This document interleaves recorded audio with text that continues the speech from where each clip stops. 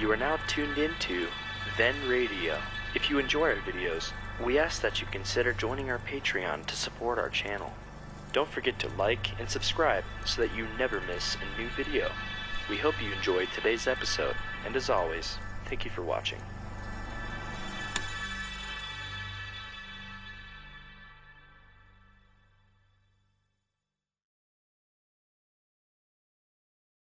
The Adventures of Sam Spade, Detective.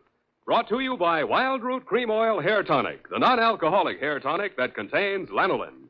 Wild Root Cream Oil. Again and again, the choice of men who put good grooming first.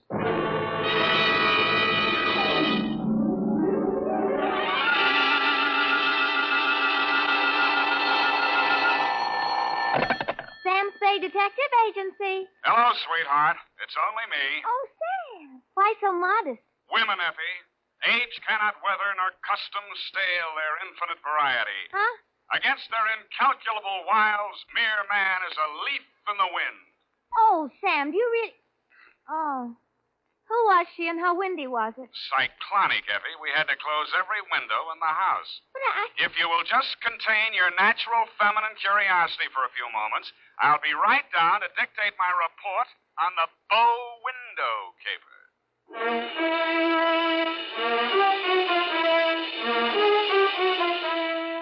Dashiell Hammett, America's leading detective fiction writer and creator of Sam Spade, the hard-boiled private eye, and William Spear, radio's outstanding producer-director of mystery and crime drama, join their talents to make your hair stand on end with the Adventures of Sam Spade.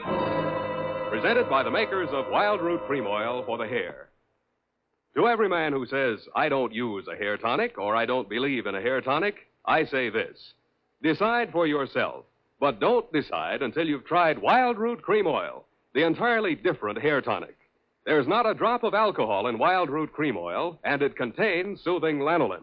What's more, it grooms your hair the right way, neatly and naturally. So get the big economy-size bottle and the handy new tube at your drug or toilet goods counter. Wild Root Cream Oil Hair Tonic. Again and again, the choice of men who put good grooming first. And now, with Howard Duff starring as Spade, Wild Root brings to the air the greatest private detective of them all in The Adventures of Sam Spade.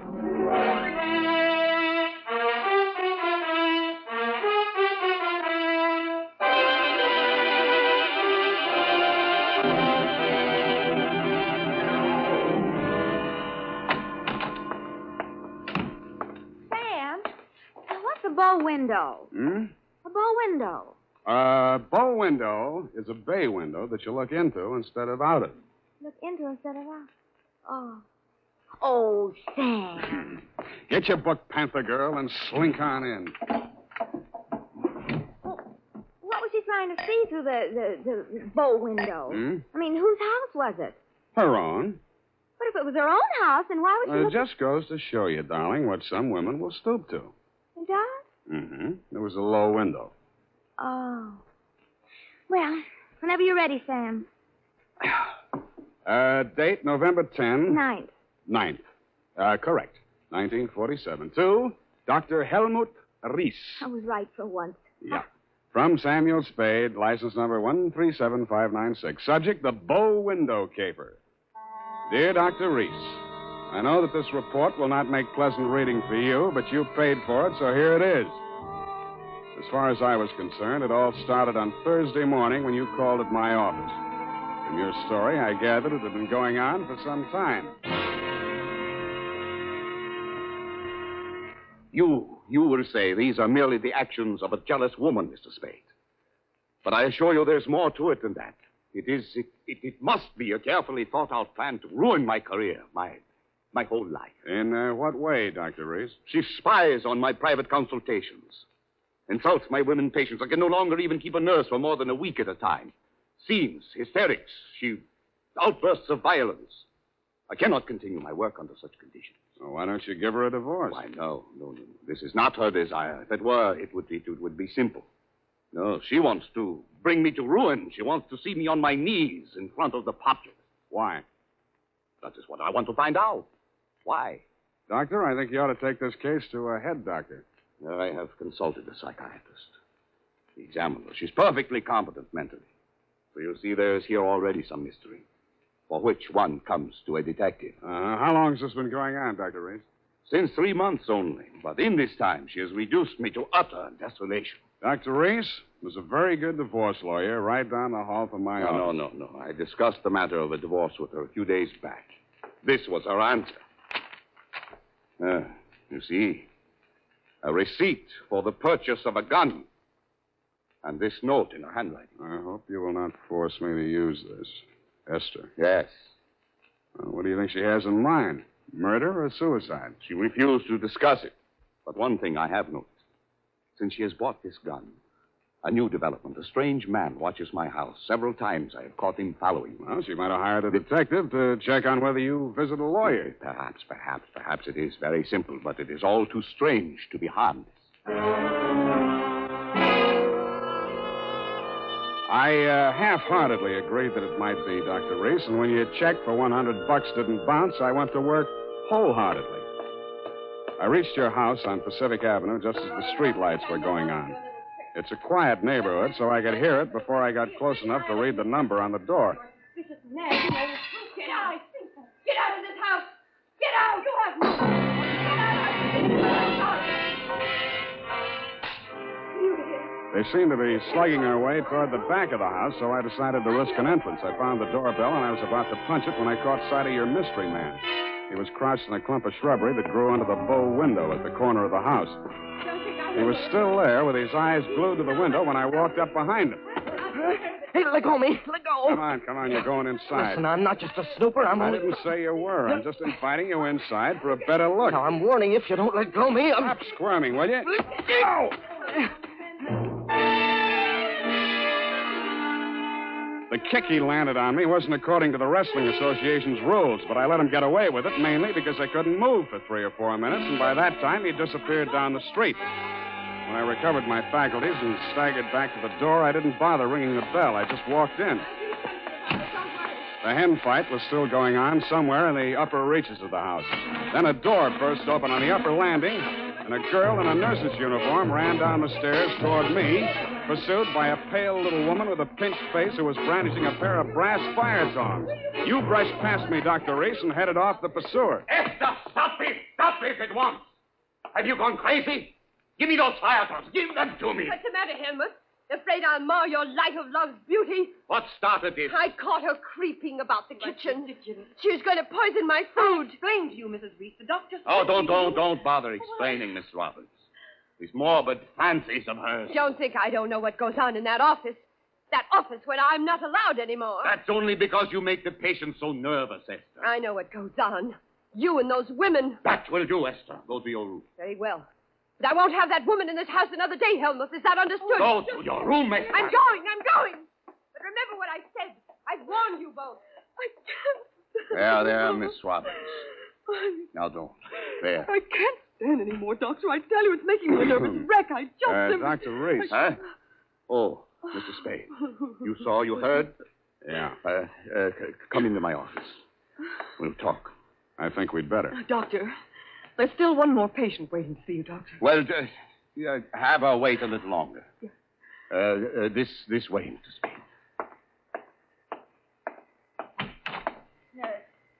How much longer? Well, the doctor will see you just as soon as he possibly can. Have you been feeling any better, Mrs. Campbell? Sit down, Mr. Spade. Thanks, but I can say what I have to say standing. Your wife's a very tragic woman, Doctor. I wish I could help her. I wish I could help you, too, but I can't. You heard her threat against Miss Robbins. Was that a joke? There's nothing funny about jealousy. But there is this man who watches the house. And the gun she bought. I collared him outside just now. Oh, well, did you get him to talk? No, but I wouldn't worry about him if I were you. And about that gun. The Constitution says every citizen shall have the right to bear arms. Even Parnell Thomas can't do that. Mr. Spade, I've not yet told you all. If I... Oh, Doctor, I'm sorry Yes. to interrupt, but this patient, she's been waiting for more than an hour. Well, who is she? Mrs. Kavanaugh. Kavanaugh. Kavanaugh? Who? Well, has she been here before? Of course, last week. Here's her card. Oh, yes. I'd better get it over. Send her in. Yes, Doctor. And Doctor, I'm resigning. I'll finish the day, of course, and then I'm through. I'm sorry. Yes, well. Very well, Miss Robbins. I can't say that I blame you. Good luck. Goodbye, Doctor. Well, I'll be going along myself now, Doctor. No. You must hear me out, Mr. Spade. I've not yet told all. If you'll just wait until I have seen this patient, please, Mr. Spade, please. Okay, I'll wait outside. Oh, I beg your pardon. I beg yours. Come on in, Mrs. So, you're leaving the doctor's employ, nurse? I am. Well, Mr. Spade, how does it look from the grandstand? Messy? Mm-hmm. You don't mind if I finish cleaning out his desk? Go right ahead. Thank you. What's the matter with Esther, anyway? I could sum the whole thing up in a single 5-letter word, shall I? You have. Are you going to walk out on him? Aren't you? Yes, I am. Oh, but Esther isn't jealous of your type, if you don't mind my mentioning it. I feel heartened to think that you noticed I was different. Oh, I did, Mr. Spade. I really did. You don't seem particularly nursey to me, either. I'm not. My, you have a fast pulse, Mr. Spade. Yes, I've been feeling very weak the last few minutes. I need care. Oh, you don't eat enough apples, Mr. Spade. Well, I guess I finished. Oh, there's that old compact. I wonder... Mr. Spade, will you tell the doctor I've left and thank him for me again? Aren't you going to see him before you go? No, I'm not. He'd only begged me to stay, and it's simply out of the question. Oh, the poor guy. I just don't know what I'd do if I were in his place. For you, Mr. Spade.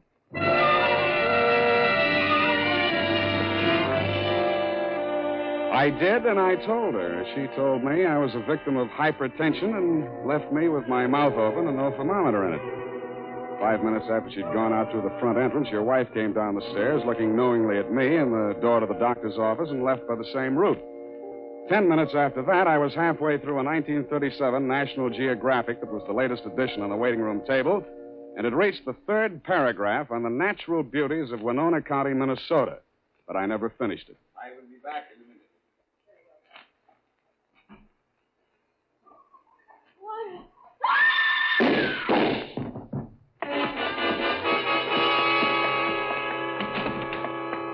The first thing I saw when I entered the room was Mrs. Cavanaugh, your patient. Why did he do it? You, Doctor, were standing over her, nervously twitching off the rubber glove from your right hand. You tested her throat for pulse, then listened through a stethoscope. It was purely a formality. One of the .38 caliber slugs had entered the right temple. The other had torn through the base of the skull. How did it happen? I don't know. I had completed the examination and walked over there to put my instruments away. When I turned back, she had a gun in her hand. Before I could stop her, she pulled the trigger. Suicide, of course. Why? Well, I just told her the truth, that there was nothing I or any other doctor could do for her. That she had perhaps a month, perhaps less. She had suffered great pain, of course, for some time. Uh-huh. You saw her shoot herself, you say? Yes. The gun, she took it out of my desk drawer. I'd removed it from my wife's room earlier today. I see.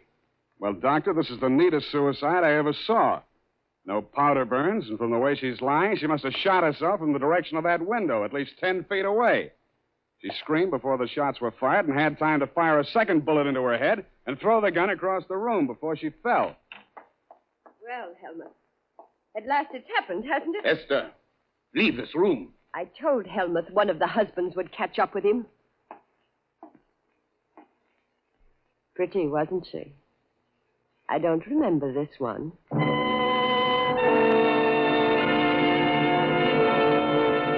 The expression on your face might have been horror or fear or both, Dr. Reese. But your wife was smiling. When my eyes left her face, I noticed a leaf clinging to the hem of her coat. It might have come from the shrub that grew up against the house. And her shoes were splotched with mud that could have and probably did come from the cultivated flower bed just outside the bow window.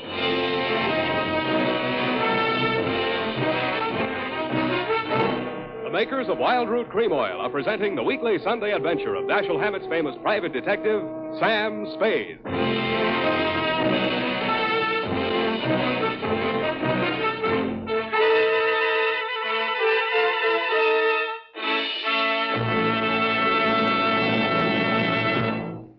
now, here's important news on good grooming. Better than 4 out of 5 users of Wild Root Cream Oil say they prefer Wild Root Cream Oil to all other hair tonics. Here is new and even more conclusive evidence that Wild Root Cream Oil is again and again the choice of men who put good grooming first. So if you want the well-groomed look that helps you get ahead socially and on the job, listen. Recently, thousands of people from coast to coast who bought Wild Root Cream Oil for the first time were asked, how does Wild Root Cream Oil compare with the hair tonic you previously used? The results were amazing. Better than 4 out of 5 who replied said they preferred Wild Root Cream Oil. And no wonder. It gives you the advantages that men consider most important. Wild Root Cream Oil grooms your hair neatly and naturally, relieves annoying dryness, and removes loose dandruff. What's more, non-alcoholic Wild Root Cream Oil is the only leading hair tonic that contains soothing lanolin. That's like the oil of your skin. So ask for Wild Root Cream Oil. Again and again, the choice of men who put good grooming first. And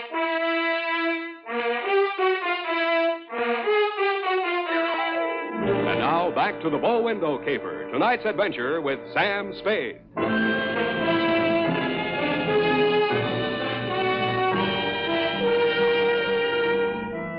Obviously, there were 2 equally good suspects in the Kavanaugh murder. Either your wife had killed her in a jealous rage, or you'd killed her with your wife's gun to frame her for the murder. I decided to let the police worry it out and went home to bed. The morning headlines were a bit of a surprise. Nurse sought in shooting of mystery woman. Item. The cops had found Celeste Robbins' fingerprints all over the murder gun. And item. Mrs. Kavanaugh, the murdered woman, had given a vacant lot as her address, and her body was lying unclaimed at the morgue. I decided to pay her a visit.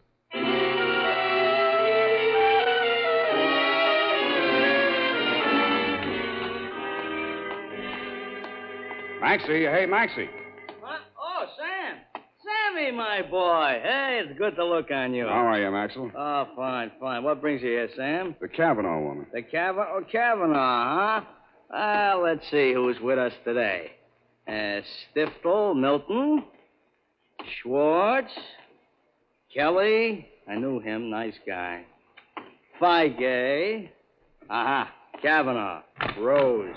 Hello, Rose. Hey, Sam, don't you want to look at Rose? No, I've seen her.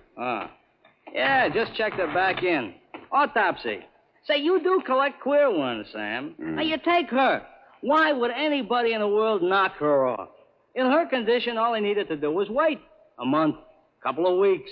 Bad as that, huh? Worse. Anybody claim her yet? Well, Hello. Something we can do for you? My name is Kavanaugh. I've come for my wife. He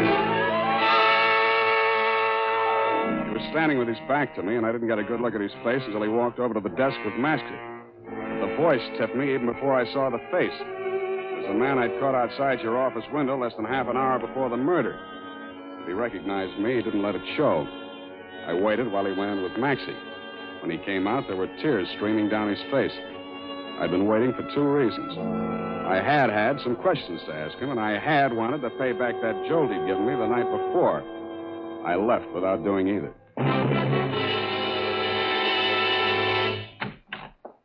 Oh, hello, Sam. Oh, sweetheart. Any calls? Lieutenant Dundee of Homicide. Yeah. Dr. Reese. Mm-hmm. And there's a girl waiting inside. Wouldn't give any names.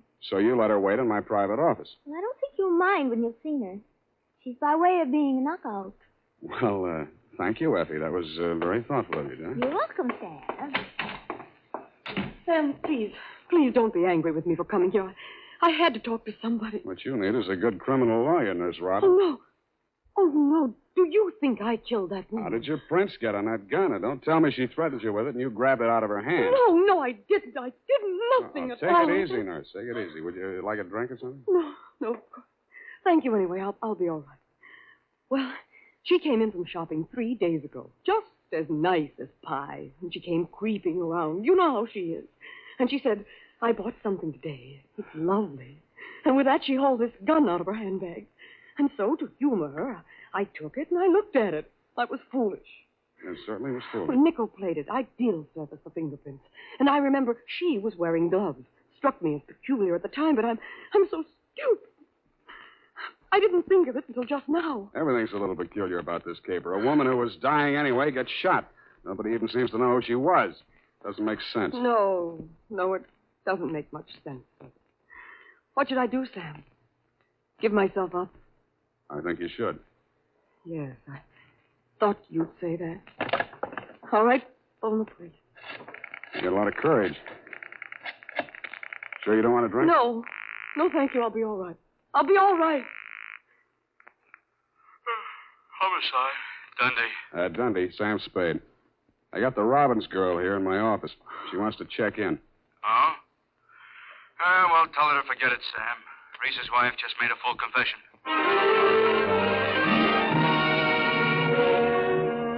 That tore it.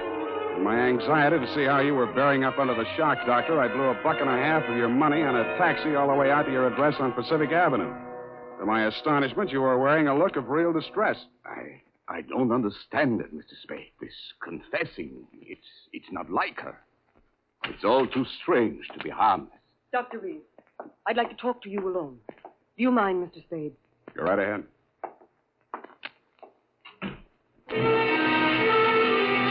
I strained my ears outside your consulting room, but all I could hear was a few vague murmurs.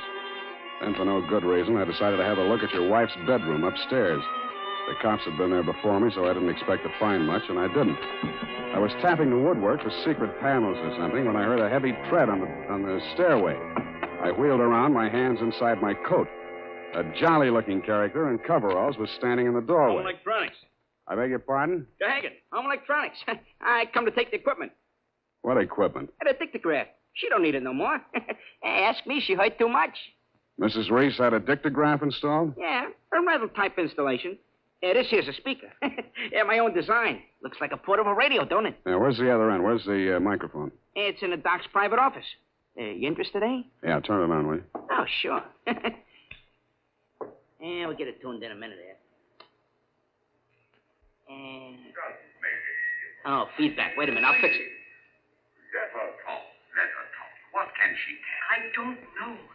But it's uncanny the way she knew Nice, huh? things. Every word we spoke together. That's because of the dictograph. Neat rig, huh? Shut up. My angel, we cannot allow this terrible tragedy to come between us. We love each other. Nothing can change that. Oh, boy. That's as nice, ain't it? Quiet. I just know, please don't. Now stop it, Helmut. I don't want you. Please don't. What is it, Celeste? What has happened to Jane? What has happened? You asked that. When I've been attacked by a madwoman and accused of murder all in the space of 12 hours. But it's all over now. Just so, Helmut. Yes, it's all over. Well, can't you turn it up a little more? Oh, sure. Turn it up. Hold it. Over. It's over. And I'm very, very ashamed. I suppose it was my usual thing. I always get sorry for a poor, weak man and get involved. But this time, I'm sorry for her. Celeste, please. When I was a kid, I liked it. It used to make me feel powerful and, well, to watch them squirm. But it's no fun anymore watching another woman in the agonies of jealousy. And you, I thought you were just weak. You're a brutal, unscrupulous murderer. What are you saying, Celeste? You killed Mrs. Cavanaugh. Why, that's impossible. You stood deliberately in that window and you fired 2 shots right at Hey, what gives you? Why weren't my rehearsed the fingerprints players? on that gun? Because you were wearing your rubber gloves, Doctor. Celeste, don't say any more. No.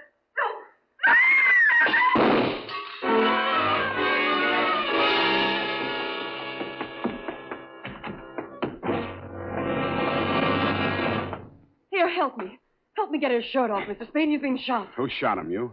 Through the window, the same man, the one who watched the house. Hold this tourniquet tight, please. It's nothing. A flesh wound. His aim was bad. Yeah, too bad. Cavanaugh, you still out there? You got nothing to worry about. He's still alive. I missed him. Give me a hand. Come on. That's it. I missed him. That was lucky. You're taking the rap to your wife's murder, too, if you're a better shot. He did it. He killed my wife. I was at the window. I saw him. What I don't understand is why his wife confessed. She loves him, Mr. Cavanaugh. You should understand that. I guess that's what happens to love when it gets crossed up. Why didn't you tell the police what you saw? They'd have hung it on me. She was a stranger to everyone else. I'd been quarreling with her, suspicious, acting like a maniac. She never told me. She must have been going to one doctor after another, trying to find one that would give her one ray of hope. In pain all the time, too, and never letting on. Never. Even after that first visit she made to Reese's office, I didn't tumble. I thought she was meeting him on the sly. And I followed her both times. That last time I carried a gun. I might have killed her if what I suspected had been true. I'm very sorry, Mr. Cavanaugh. I didn't realize. You're pretty late with your regrets, Doctor. I don't quite figure either. Maybe the prison psychiatrist can. Dundee homicide. Dundee, tear up Mrs. Reese's confession. Come on over and get the doctor. Dr. Reese? Yeah. By the way, he accidentally shot himself in the arm. Isn't that right, Doctor? What? Oh, yes. Accident. Why didn't she tell me? Why didn't she tell me? I don't know, Cavanaugh. Women. Sometimes they make too much sense, or we don't make enough, or maybe we're all crazy.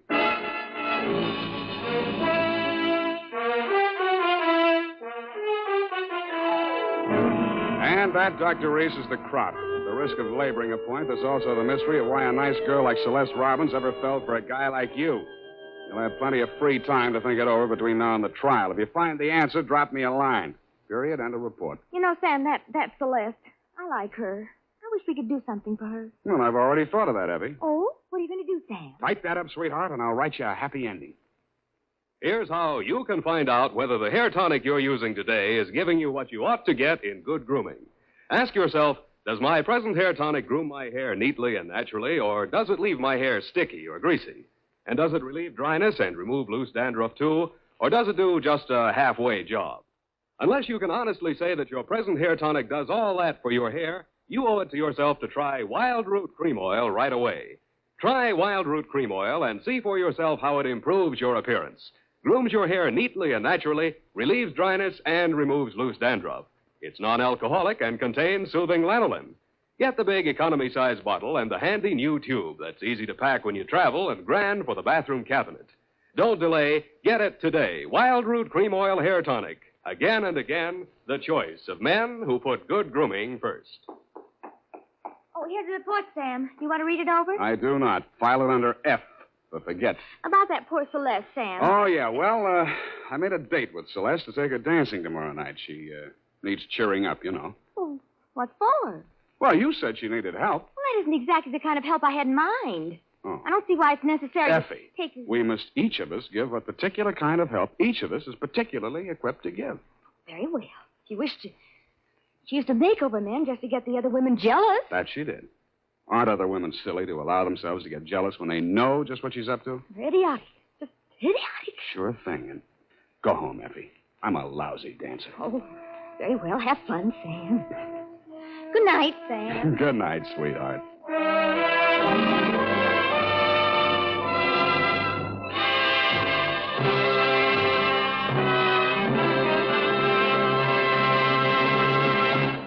The Adventures of Sam Spade, Dashiell Hammett's famous private detective, are produced and directed by William Spear. Sam Spade is played by Howard Duff. Lorene Tuttle is Effie. The Adventures of Sam Spade are written for radio by Bob Tallman and Gil Dowd, with musical direction by Lud Gluskin. This is Dick Joy, reminding you that next Sunday, author Dashiell Hammett and producer William Spear join forces for another adventure with Sam Spade, brought to you by Wild Root Cream Oil. Again and again, the choice of men who put good grooming first.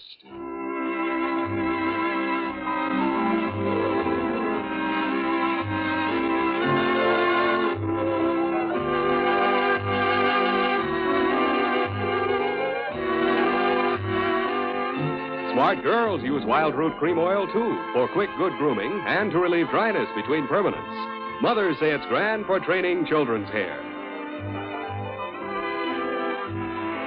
This is CBS, the Columbia Broadcasting System.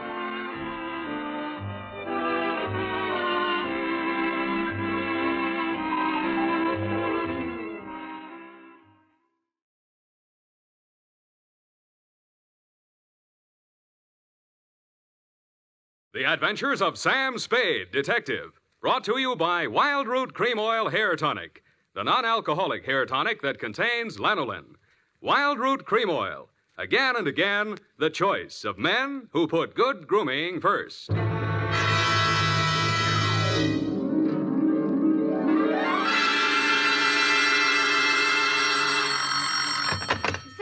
Detective Agency. It's me, sweetheart. Risen from not one, but 2 deathbeds. Oh, Sam, I bet not. You wouldn't take that lying down. Oh, Effie, you made a joke. Well, you did first, Sam. I did not. Oh, you mean you actually Now, were? don't pin me down. Anyway, I was present at 2 dying declarations. Would you believe, Effie, that a man could say something that wasn't true at a time like that? Oh, no. You mean a man would be lying on his deathbed? Oh, Effie, you made a joke. Oh, Sam, now stop it. I don't know It's what you all mean. right, Effie. I forgive you. You can atone by telling me how wonderful you think I am. I think you're... That you may do when I arrive in a trice to dictate my report on the deathbed caper.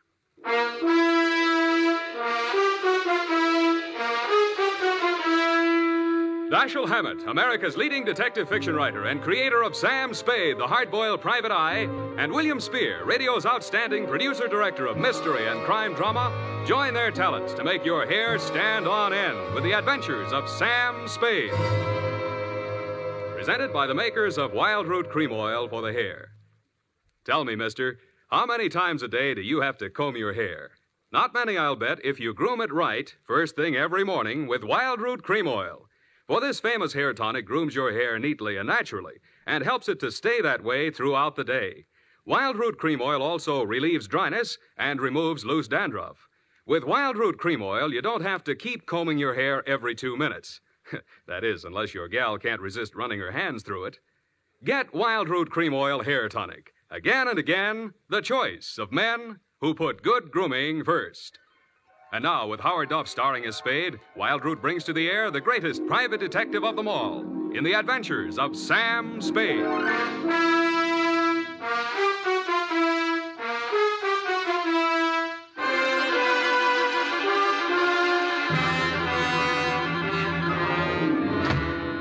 Many brave hearts are asleep in the deep. Oh, Sam, you're a sailor. Captain Sam, there's the brig for you. You got your logbook handy, gal? Oh, yes, Captain. So beware. You make it, that's awful deep.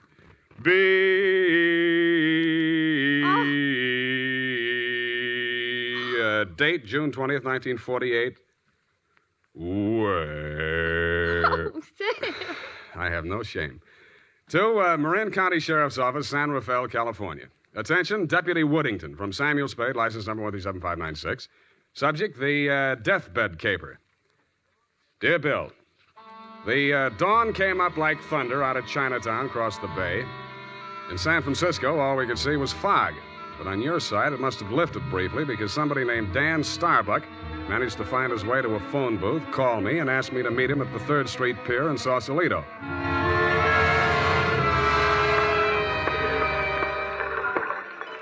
I didn't see him when I first got there. I didn't even see the pier. It was too foggy. But in the glow of the neon lights in front of the Viking Saloon, I saw a man who seemed to be waiting for somebody. He was a big guy with a good face, but plenty of worry on it. Mr. Spade? Yeah, Mr. Starbuck? Dan Starbuck. Come on down to the end of the pier. I'll explain as we go along. We gotta hurry. You act hot. You wanted for something? Well, not yet. What's the caper? Well, my brother's out there on his yacht, the Marguerite. He's dying. When he's dead, they may call it murder.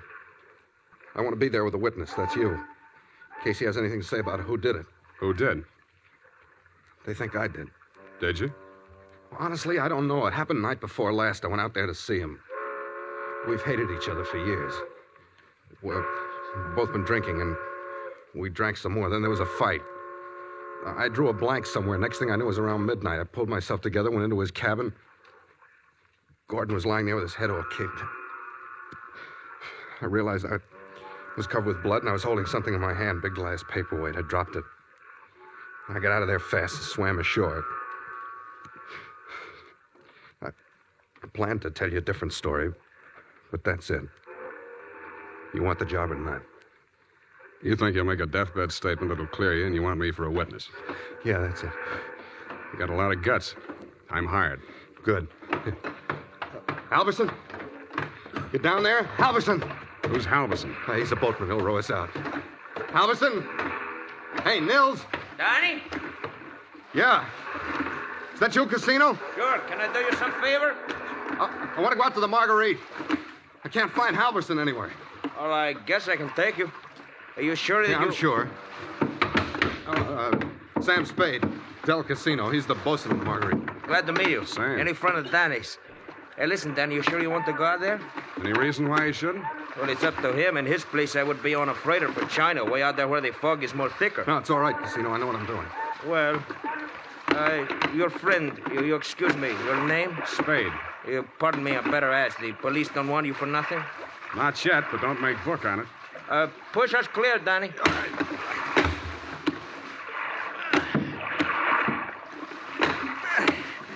This fog is closing in, but I can still see the lights from the Marguerite. I wish we don't find her.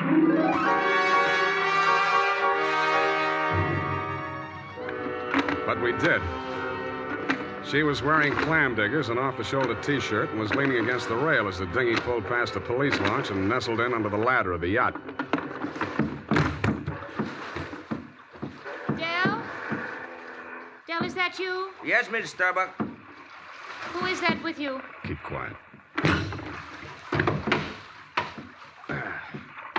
Del, what are they saying ashore about... Oh, I thought you... You're Mrs. Starbuck? Yes? I'm Sam Spade. I'm from San Francisco. I'm a detective. Your brother-in-law's on the boat. You captured him? He wants to come aboard. He wants to... Why? He's hoping your husband will say something to clear him before he dies.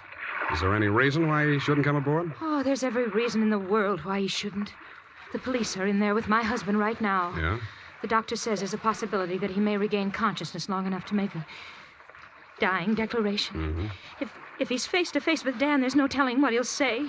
I wish Dan wouldn't... My husband is dying. Dan? Yeah. What'd she say? I don't know, but I think you better come aboard.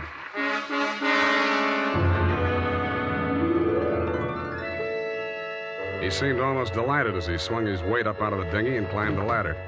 Del Casino, the bosun, followed, wearing a puzzled expression that turned to fear as we entered the cabin. The yellow glare from the lamp swinging overhead was almost blinding to walk into out of the foggy night. The first thing I focused on was the bunk that held the dying man. His head was heavily bandaged, his skin was chalk white, and his lips were beginning to turn blue. The room was tense with waiting. Ranged around him in a semicircle were the supporting players. 2 doctors, 1 family type with a nurse, 1 police medic without, 1 sheriff with cigar, 1 police stenographer, female, with pencil and notebook poised, 9/10 of a widow, and us. At 18 minutes past 7, somebody moved. It was the dying man. The 2 doctors rushed forward, took his pulse and blood pressure. Let's go. Adrenaline 3cc, Carmine 1, saline solution. All right, Sheriff, he's conscious now, but you'd better hurry. Margaret. Mr. Starbuck, you can hear me all right? Take that down. Can you hear me? Affirmative answer. Now, Mr. Starbuck, we have to ask these questions. 1, what is your name? Please try to answer. What is your name? Gordon M. Starr. You got that? What is your name? Gordon M. Starr? That's close enough. Fill it in later. Now, Mr. Starbuck, where do you live? Where do you live? I'm dead. You got that? 077 Marymount, Pasadena. Hey. Now, Mr. Starbuck, let's try a little harder. This is a long one. Have you been injured, and what was the cause of your injury? Yes. Hurts like... You got that? Affirmative. Now, the second part. What was the cause of your injury? Head. Hit on head. Do you believe that you're about to die as a result of your injuries, and have you no hope of recovery? I know. No hope. Now let's get to the point. Who inflicted said injuries? Hey, Mr. Starbuck, please, you haven't much time, you know. Go away. Doc, is there anything you can do? I'm afraid not. Oh, this is ghastly. Can't you leave him alone? Can't you let him die in peace? What are you afraid of, Maggie? What are you afraid he'll say? All right. All right, tell them, Gordon. It was Dan that struck you, wasn't it? He was jealous. He always hated you for marrying me. It was Dan. Now, Mrs. Starbuck, I know how you feel, but we can't allow this sort of thing. Please step aside so we can finish up here. That's it. Mr. Starbuck. Doctor? Very low pulse. I'm not sure whether... Stand here. Here I am, Gordon. Tell him the truth. Do you identify this man, Mr. Starbuck? Yes. He's my brother. Dan. Yeah. You got that, Brother Dan? He's the one.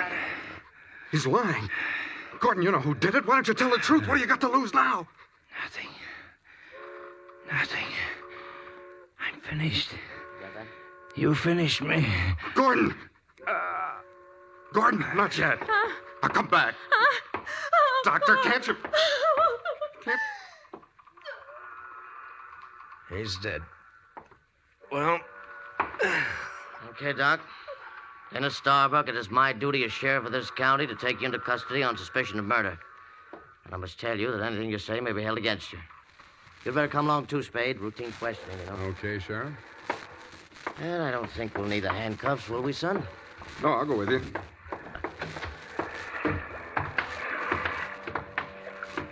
Yes, indeed, son. It's always smart to come along quietly. Yeah. But this is as far as I'm going. Hey, Dan, come back here. Use your head.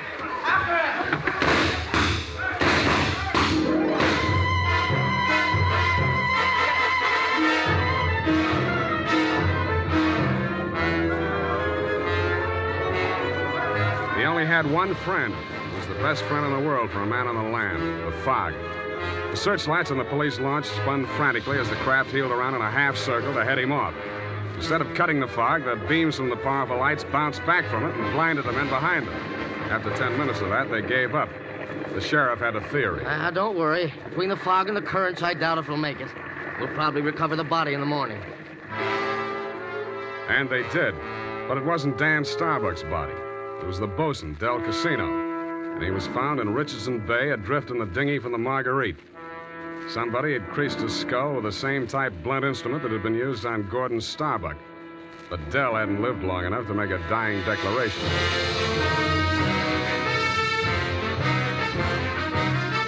The makers of Wild Root Cream Oil are presenting the weekly Sunday adventure of Dashiell Hammett's famous private detective, Sam Spade.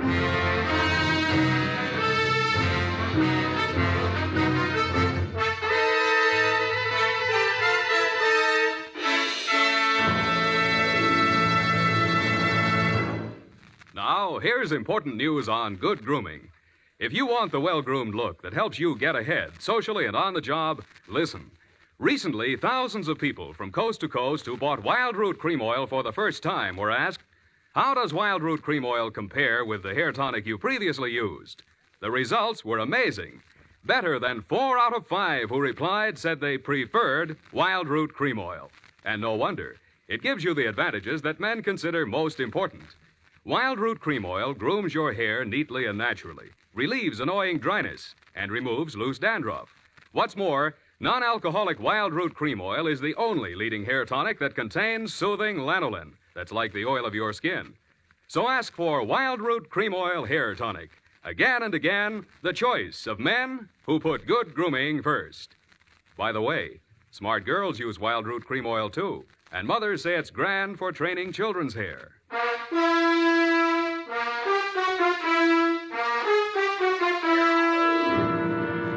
And now, back to Caper with 2 Deathbeds. Tonight's adventure with Sam Spade.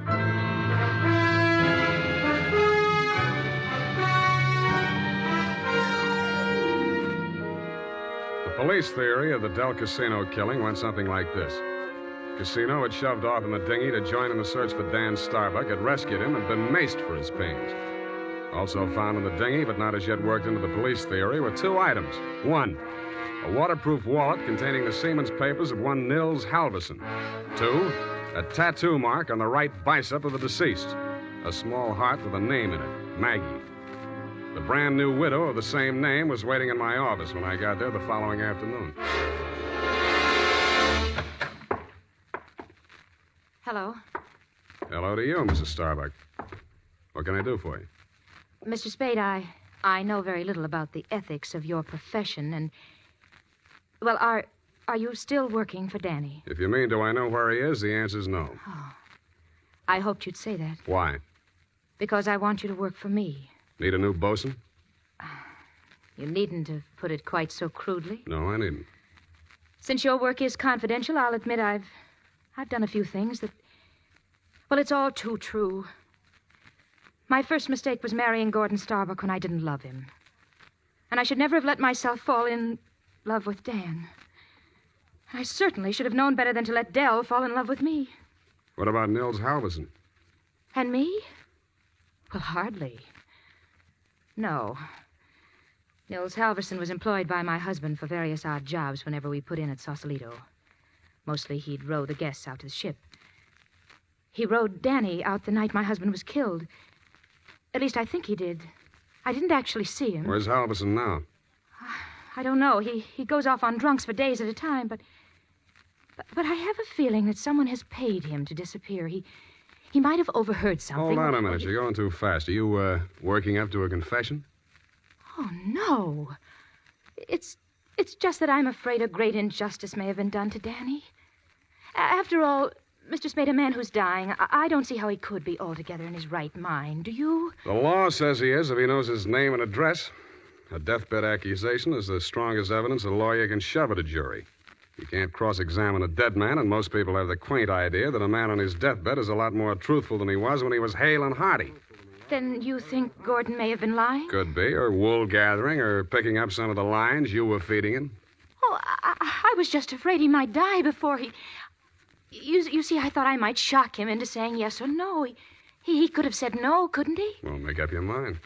Oh, all I know is it's on my conscience now. If we could find old Halverson and force him to tell what he knows. He's a very strange man. He's devoted to me. If the police find him before I do, he might refuse to talk out of a mistaken loyalty. To you? Well, I meant if he thought I had anything to do with the... Well, he's very strange. I told you that. What makes you so sure he's alive? Why wouldn't he be? If I'd been the killer and he'd rode me to and from the scene of my crime, I'd see him secured in Davy Jones' locker. Fish feed, lobster bait, asleep in the deep. Will you work for me? I'll let you know.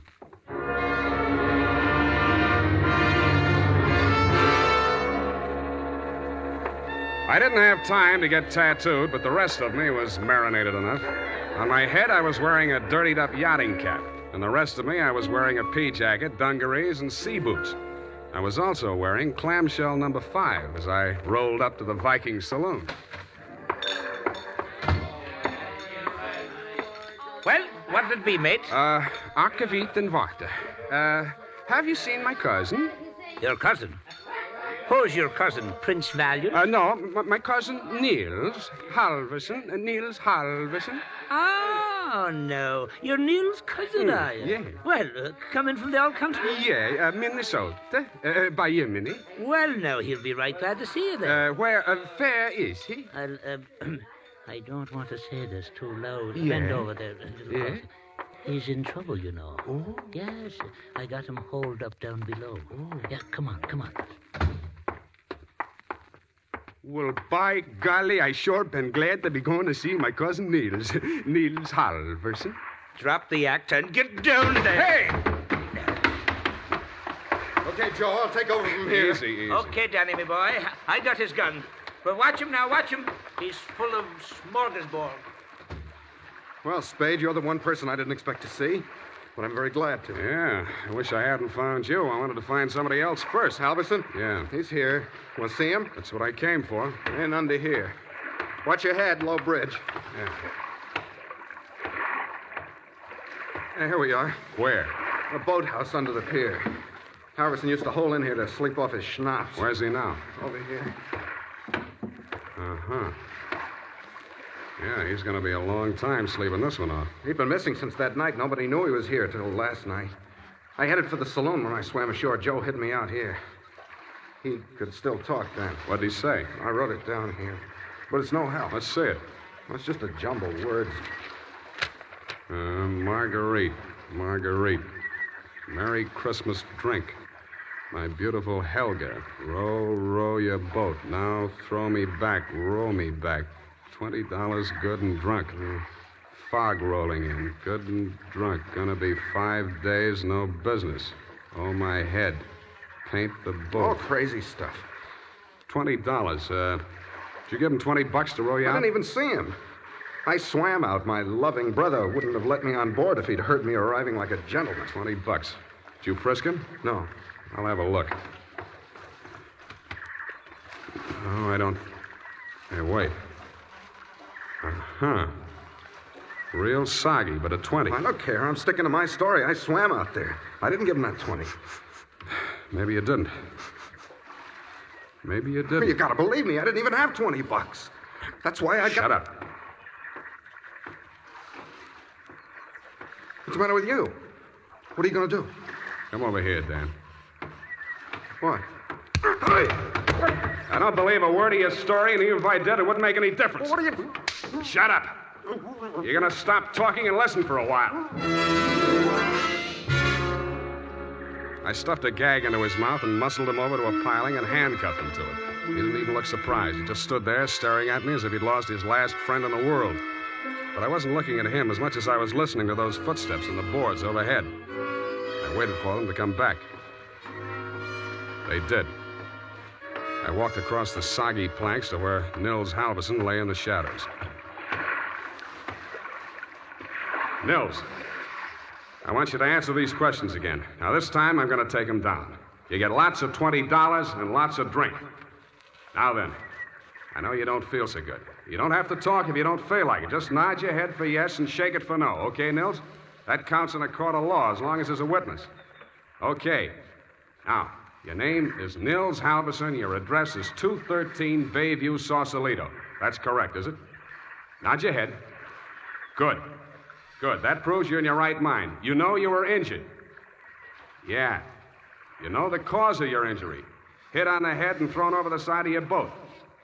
What? Huh? Not from... Oh, dinghy. Well, it's the same thing. All right. Now, you know you're dying. You have no hope of recovery. That's obvious, but nod your head. That's the boy. Now, Nils, on the night of the 18th, around 10 o'clock, after your usual working hours, you rode somebody out to the yacht Marguerite, in return for which this person gave you a $20 bill.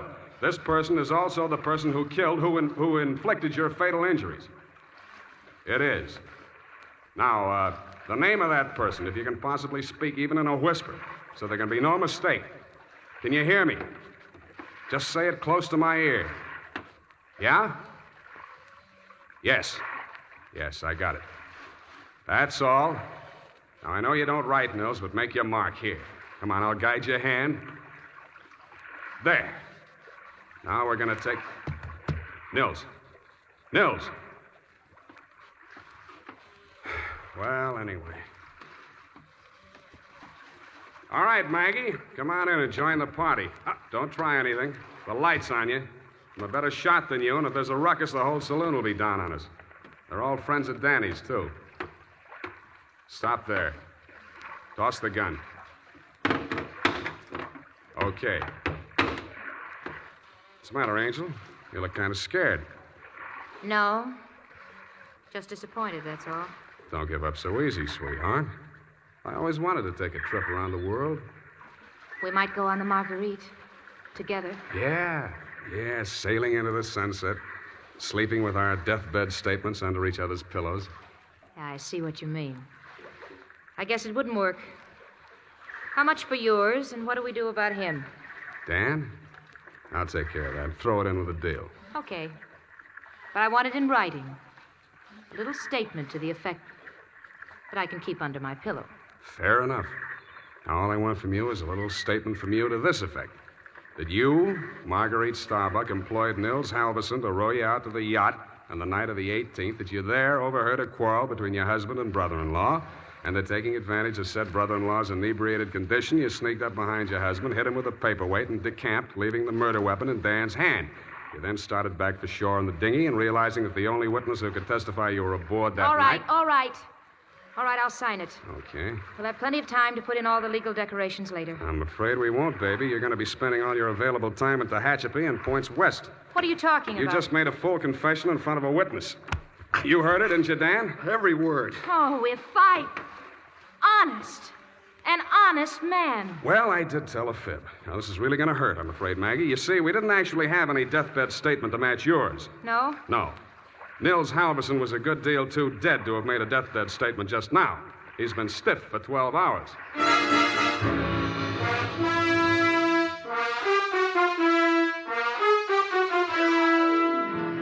Period, and a report. Well, Sam, I'll type this right up because then I'm leaving. Wait a minute, Effie. I had to do it that way. Don't you understand? Of course, Sam, I quite understand. But you object, huh? A cruel, ruthless, murdering, though beautiful woman, foiled by a clever ruse, a great acting performance by the greatest private detective of them all. Is that all? You're still leaving. Yes, Sam, my bags are packed. Well, pardon me for having feet.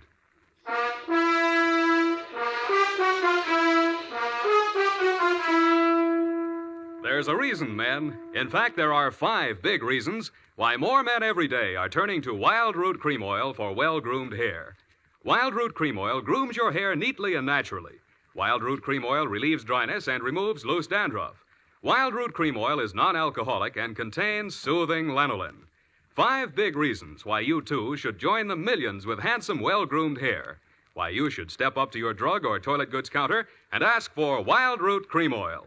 Get the big economy bottle and the handy new tube that's easy to pack when you travel and just right for the office or plant. Also, ask your barber for a professional application of Wild Root Cream Oil Hair Tonic. Again and again, the choice of men who put good grooming first. Well, here it is, Sam. Goodbye. Now, wait a minute, Effie. You can't leave like this, not without... Oh, all right. I'll talk to you while I'm putting my hat on. Well, can't you at least look at me? After all, you should give me a chance to justify... Sam, apparently you're laboring under an apprehension. Of course I am. Oh, boy, am I glad I picked the last in June and the first in July. What are you talking about? My vacation. Vacation? You just had a vacation a few months back. 12, Sam. That's a year. Well, if you want to take advantage of a legal technicality... No, Sam, don't say goodbye, man. Well, it's customary, I suppose. It's lucky that some of us keep our nose to the grindstone, our ear to the ground, an eye to the future. Huh? Television's just around the corner, you know. Oh, Sam. Come here, sweetheart.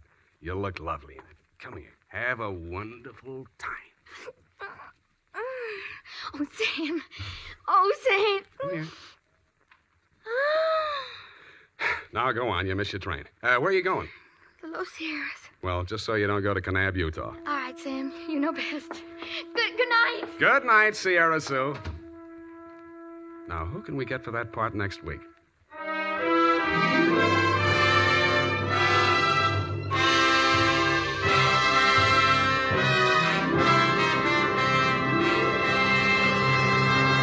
The Adventures of Sam Spade, Dashiell Hammett's famous private detective, are produced and directed by William Spear. Sam Spade is played by Howard Duff. Lorene Tuttle is Effie. The Adventures of Sam Spade are written for radio by Bob Tallman and Gil Dowd, with musical direction by Lud Gluskin.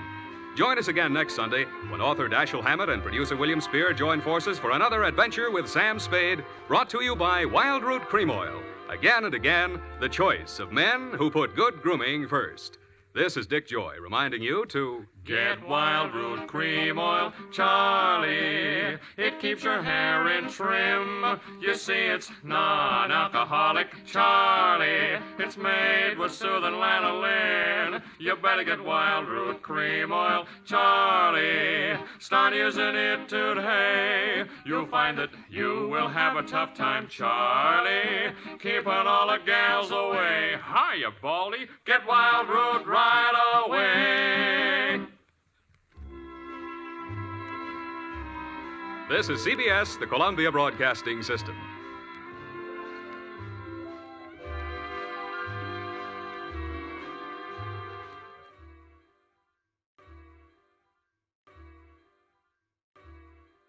The Adventures of Sam Spade, Detective. Brought to you by Wild Root Cream Oil Hair Tonic, the non-alcoholic hair tonic that contains lanolin. Wild Root Cream Oil. Again and again, the choice of men who put good grooming first.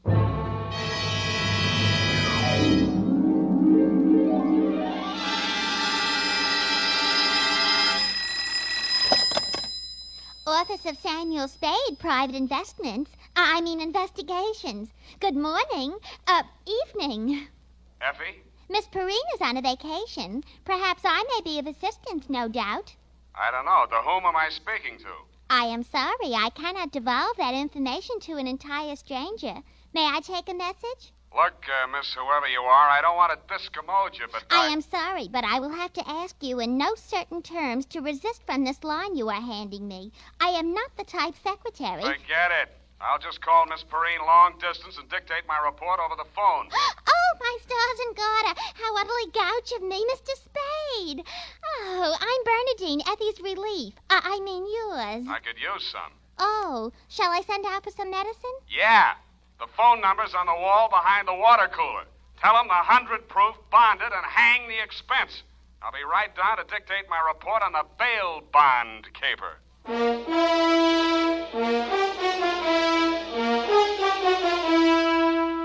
Dashiell Hammett, America's leading detective fiction writer and creator of Sam Spade, the hard-boiled private eye, and William Spear, radio's outstanding producer-director of mystery and crime drama, join their talents to make your hair stand on end with the Adventures of Sam Spade. Presented by the makers of Wild Root Cream Oil for the hair. Only 3 days left, gals, and June, the month of weddings, will be over. But don't worry, there are still 187 days left in leap year. Still time to snag the man of your dreams. You know, the one who uses Wild Root Cream Oil on his hair. He and millions of other men use Wild Root Cream Oil daily because Wild Root Cream Oil grooms the hair so neatly and naturally, relieves dryness, and removes loose dandruff. Any smart man who wants to look smart always insists on Wild Root Cream Oil Hair Tonic. Again and again, the choice of men who put good grooming first. And now, with Howard Duff starring as Spade, Wild Root brings to the air the greatest private detective of them all in the Adventures of Sam Spade.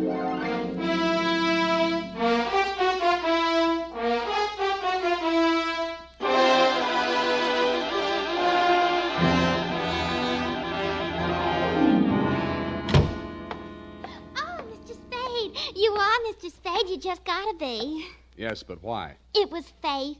I knew it was going to be like this. I had my qualms, too, Bernadine. Oh, that's good. I sent the other back. The other what? I called that number, but it was euphonious. They said whiskey. Is something the matter? No, nothing at all. I'm perfectly calm. Well, I'm glad. My previous employer was very nervous, which is why I just happened to be tentatively at large when Effie reproached me about being a relief to her. Figures.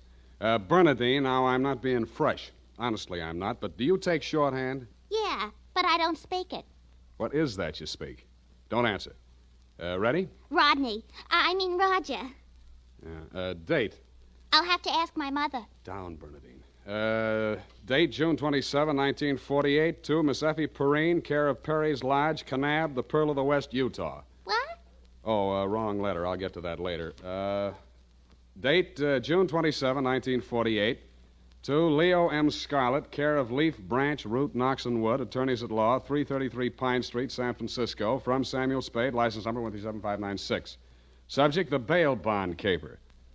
Dear Leo, I'm sorry things turned out the way they did, Leo, and I'd like you to know how I got into it.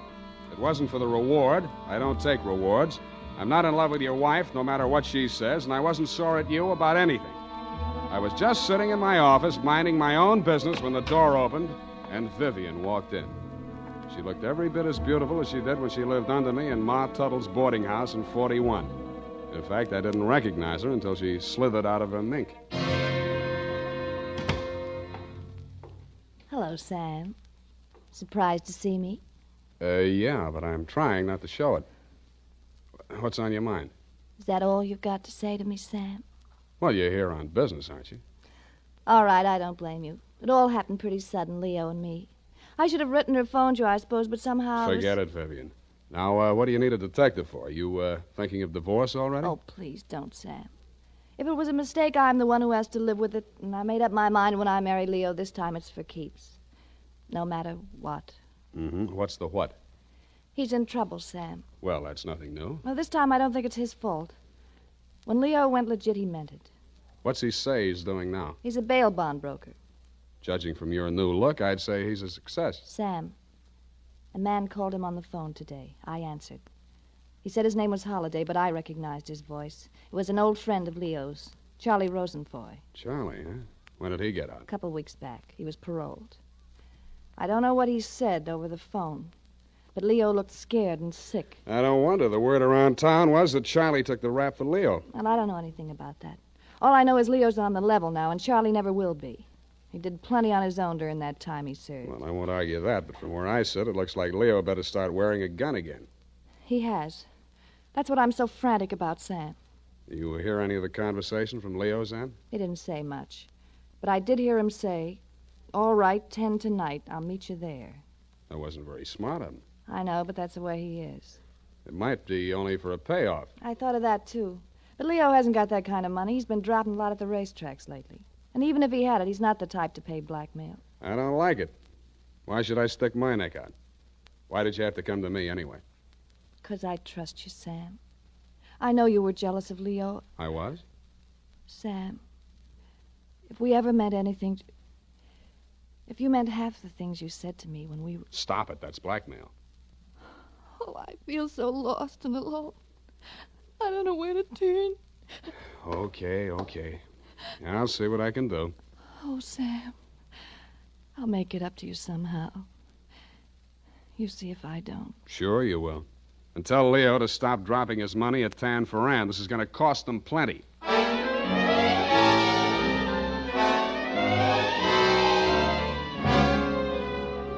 Vivian had said that your rendezvous with Charlie was scheduled for 10 in the p.m. and that you were too upset to go to work that day, so you'd be at home, 1246 Dunbar. I took a plant in your apartment building from a sleepy lagoon-type cocktail bar across the street called, you guessed it, the Sweet Leilani. Your wife joined me, and after a while, we got around to talking. At least she did. I bet you can't guess what I'm thinking about. Huh? Listen, Sam. You remember that night we drove to the Half Moon... Bay. Oh, you do remember. Oh, we used to do the craziest things. I should have married you, Sam. Please, not while I'm drinking. You know what? The trouble with crooks... They have to work day and night. Yeah. Hey, you're not listening.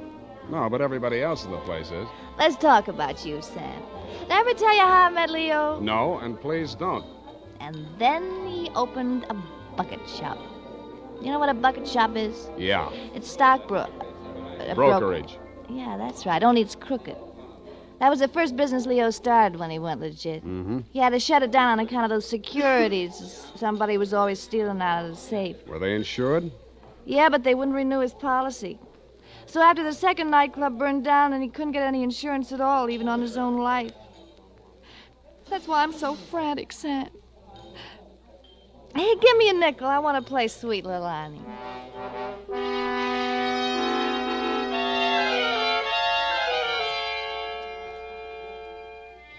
$50 nickels, and 2 hours later, Sweet Leilani broke under the strain, so we had Princess Papuli to leave a that gave out, and we were starting on the Hawaiian war chant when she disappeared through a door marked Wahines, Hawaiian for powder room, and never came back. Around 9:45, I mumbled something to the bartender about the lady will pay, put on my smoked glasses, and strolled out and across the street. You came out of the building a couple of minutes later. You led me a zigzag course up Merchant Street to Salon, across Salon to Commercial, down Commercial to Drum, and made a lateral pass over Drum back to Dunbar. Your destination, I'd never have guessed it, was the Sweet Leilani. Happily, they were not playing Sweet Leilani. It was very, very quiet. The regular customers had taken a powder, and I didn't blame them. In the new crop at the bar, I counted 10 broken noses, at least 5 broken paroles, assorted knife scars, and 4 pairs of cauliflower ears, and 1 maverick. You slid into a booth at the end of the bar, took the gun out of your shoulder holster, and laid it down on the table in front of you. I walked over, turned it around so it was pointing at the jukebox instead of me, and sat down. Some other time, Spade. Some other time I drink with you. I'm waiting for a friend. Why the gun? You selling it to him? Maybe I give it to him. Go on, you drink at the bar. It's kind of crowded. Looks like Charlie Rosenfoy's old mob. Who are they gunning for? You or Charlie? Why don't you ask them? What are you drinking, Leo? I was with that bottle all day. Got a bad taste. Do me a favor, Spade. There's a bar 2 doors down the street. Go drink there. There's my friend coming in the door. Any friend of yours is a friend of mine, Leo. Look, Spade. Hello, Leo. What's the matter? You bring a bodyguard to meet your old friend Charlie? This shamus threw his weight in here. I didn't ask him. I don't need him. Huh. That sounds like the old Leo Scarlatti I used to know. The name is Scarlet. Oh, pardon me. I've been on the rock for so long, it's hard to catch up on all the changes. There's been a war, Charlie. Anyone tipped you to it yet? You got a smart bodyguard, Leo. Let's talk. Let's go somewhere else and talk. I like it here. Okay, we start. How come you tipped the mob we were coming here? You promised you wouldn't. Like the Shamas, they got a drink somewhere. All right, say what's in your mind and I'll go. Yeah, and if you don't mind, I think I'll do my drinking at the bar.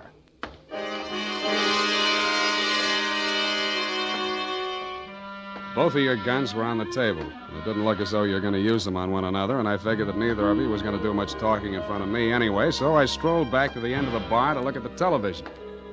The 10 o'clock news roundup was on, and the ticker tape that was moving across the screen said ... in Atlantic City today, period. I ordered a highball, and then the ticker tape started again. This time it said San Francisco, $1 million bail bond robbery. $1 million in negotiable bonds is tonight in the hands of a group of daring hold-up men who commandeered an armored truck at the very portals of the police department in the Hall of Justice. Then it said, this concludes the 10 o'clock edition of the television news roundup. I had a slight hunch that if the television boys had had their cameras on the big bail bond robbery, that at least some of the characters would have been played by at least some of the bad actors that were foregathered in the Sweet Leilani. In fact, what you and Charlie were saying and doing when I walked back to your booth was almost too much to the point. You let me see the bulky portfolio Charlie shoved across the table at you. It looked like a carrying case for bonds, bank messenger type. But it was sealed with wax blobs bearing the imprint of the Great Seal of the state of California. I was impressed. Where'd you get this? You can read about it in the papers, and if I was you, I'd get this out of sight before them papers hit the street. One thing more. Don't try to clip none of them coupons. And one thing more in addition. Don't open it at all. Sure. Spade? Yeah, Leo? I think I hire you after all.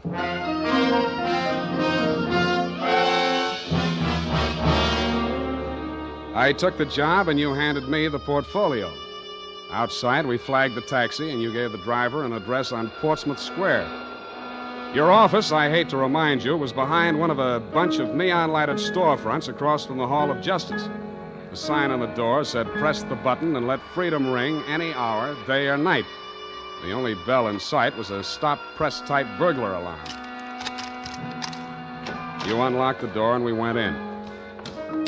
You paused in front of a big green safe with a combination lock and started twirling the knob. The tumblers clicked into place. I picked up an inkwell and waited for the safe to open. All right, Spade, give me it. I did, with both hands. With my left, I handed you the portfolio, and with my right, I pitched the inkwell at a well-wired slab of plate glass window. When the burglar alarm went into action, so did you. You dropped everything and were out of the door and out of sight before you could say, let freedom ring. While I was waiting for the cops to arrive, I helped myself to a $500 bearer bond I found lying loose in your safe. I had a feeling I might be needing some bail myself.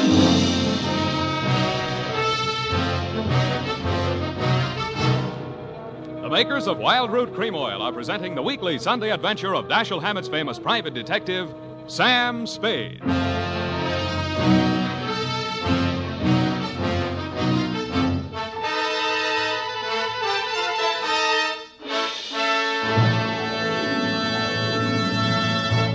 Now, here's important news on good grooming.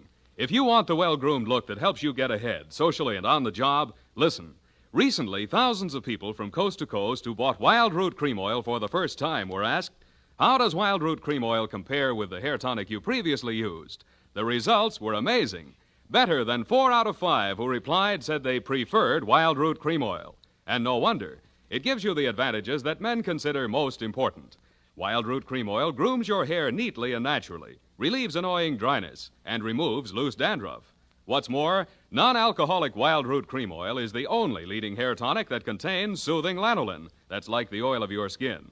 So ask for Wild Root Cream Oil Hair Tonic. Again and again, the choice of men who put good grooming first.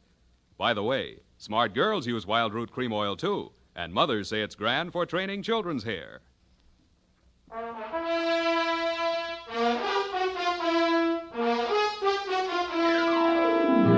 And now, back to the bail bond caper. Tonight's adventure with Sam Spade.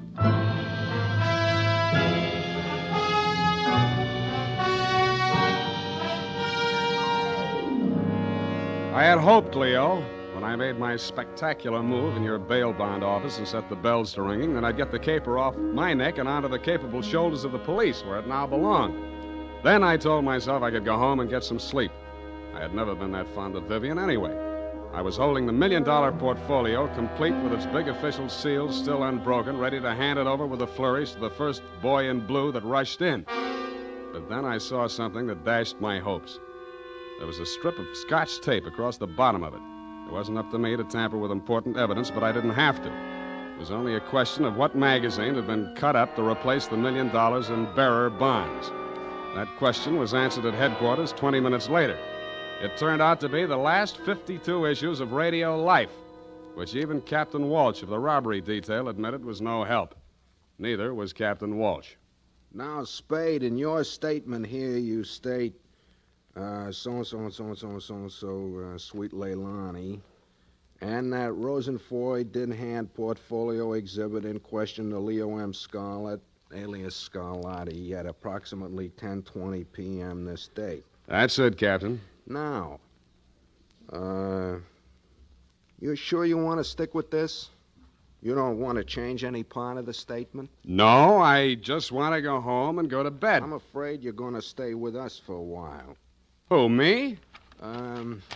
Statement of Jordan Joyce, M.D., statements of Hilda Sackwriter, R.N., and Mildred DeVille Biss, R.N., day and night nurses, respectfully. Who's sick? Rosenfoy. He's been quarantined in his home in Daly City since his release from Alcatraz 4 days ago. Chicken pox. Sorry, Sam, I'll have to book you. You sure you don't want to add anything to that statement? Only this. Kelsey Walsh, if you continue to do such brilliant police work, you will be waving a stop sign at a school crossing in time for the fall semester. You are a hangnail on the finger of justice.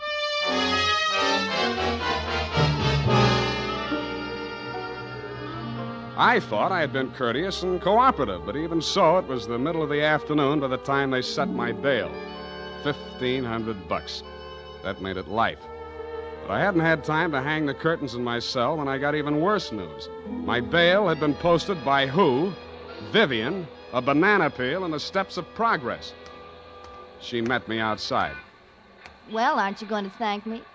What for? Getting me in jail or getting me out? Getting you out, of course. It was all the money I had in all the world.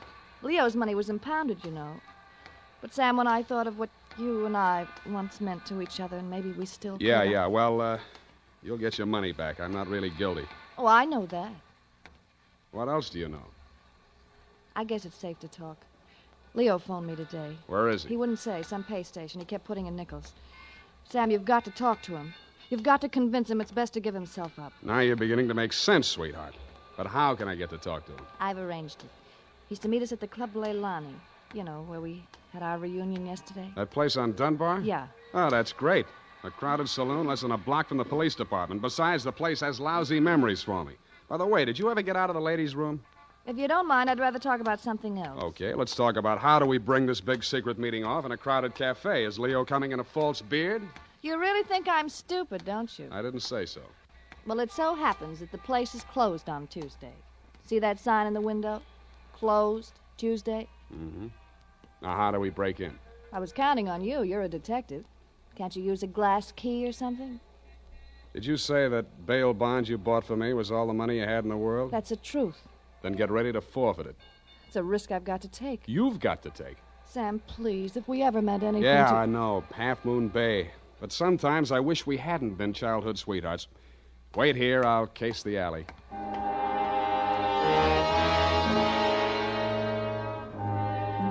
The alley wasn't much better. There were 2 windows, washroom type, all glass brick, except for 2 small ventilators big enough to put your hand through. The only hope was the kitchen skylight. I didn't have any trouble getting up to it, but once I was there, things didn't look so good. The view from the roof was a garage door with 2 green lights flanking it. Then it struck me where I was and why I was there.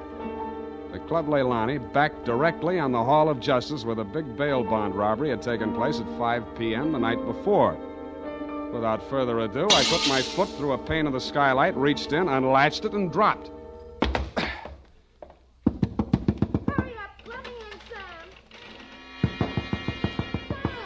Up at the front of the building, I could hear Vivian clamoring for admittance. I decided to let her clamor for another minute or two. It isn't a thing I often do, but I walked resolutely into the ladies' powder room. It was very well equipped. It had furniture, a telephone, and more clues than I needed. The magazines were there, the razor blades were there, the Scotch tape was there. There was even a scraping of red sealing wax on the steel frame of the window slot. But best of all was what I found in the paper towel dispenser. I lifted it out and moved it next door to the men's washroom. Then I let her in. What kept you so long? You'll spoil everything. I was afraid you'd... Here comes your husband. Come on, let me in. What happened, Leo? You're early. Any objections? I just got itchy, that's all. How are you, baby? Don't, Leo. I'm so nervous. Strained. What are we going to do, baby? What's Spade going to do for us? Tell him, Sam. I'll leave you two alone to talk it out. I'll freshen up a little. Haven't had my face on all day. Poor kid. Well, Spade, let's have it. Yeah, she's right, Leo. I can do a lot for you. But you've got to do something for me. Spade, this is level. I never saw those bonds. I know that. Then what are you after? The truth. It's the only thing that can save you, and if you take this rap, I take it too. I'm in clear up to my neck. Okay. Charlie Rosenfoy came around to Vivian and made her this proposition.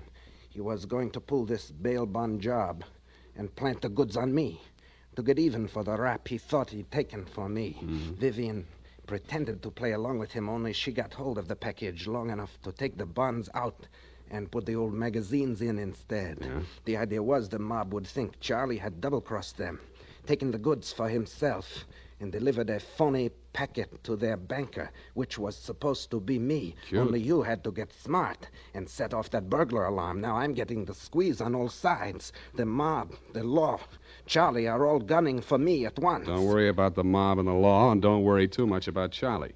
What are you driving at? That'll be him now. Who tipped him I was here? Get back in the corner. It's dark in here. He'll never see you. I'll take care of him. All right.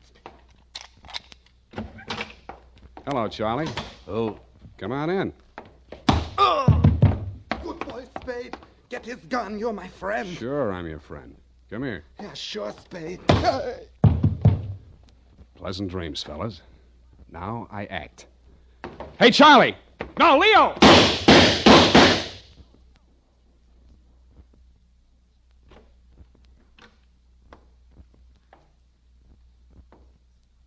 Vivian? Sam? That you? Yeah. The last of your boyfriends. You mean Leo? Charlie? Yeah. They just knocked each other off. Oh, Sam, I can't see. It's dark. Where are you? Right here in front of the jukebox. You sure? Hope to die.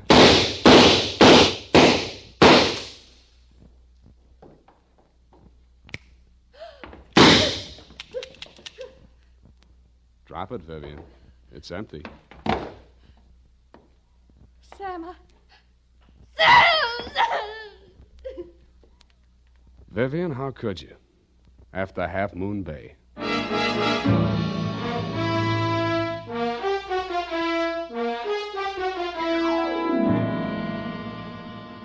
I'm sorry I had to knock you boys out, Leo, but better lumps than bullet holes, eh? After she started wrapping up the caper, it wasn't too hard to figure what she was up to, providing you could keep her smoke out of your eyes. She told Charlie how to operate on you and told you how to operate on Charlie. $1 million for her and 2 dead gangsters lying on the floor of an empty joint where they'd shot it out. The secret of the missing bonds would have to be written off by the police as having died with either one of whichever of you ever had them.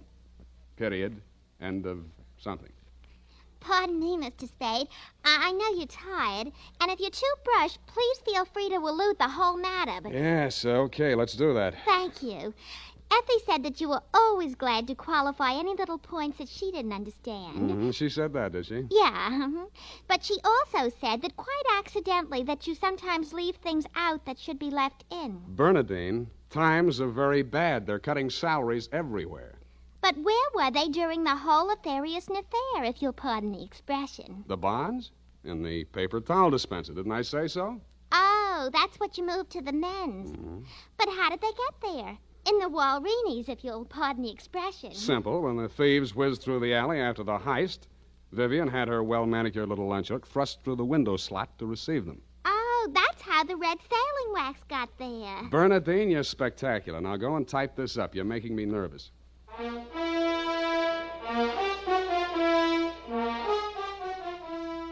You know what they say about people who like mysteries? Once a mystery fan, always a mystery fan. And that goes for hair tonics, too.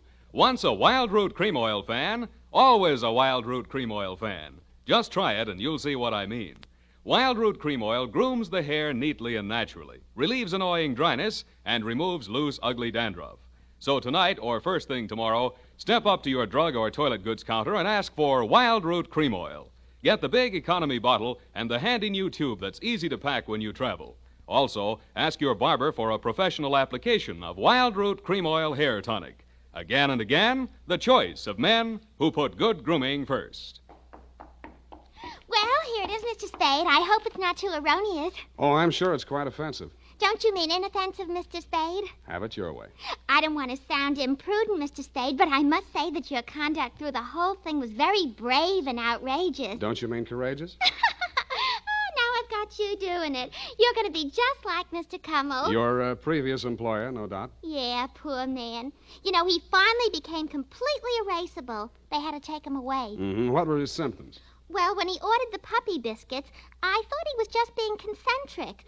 But after a while, he wouldn't answer to anything but Rover. I had to sprinkle his flea powder in the morning, you know?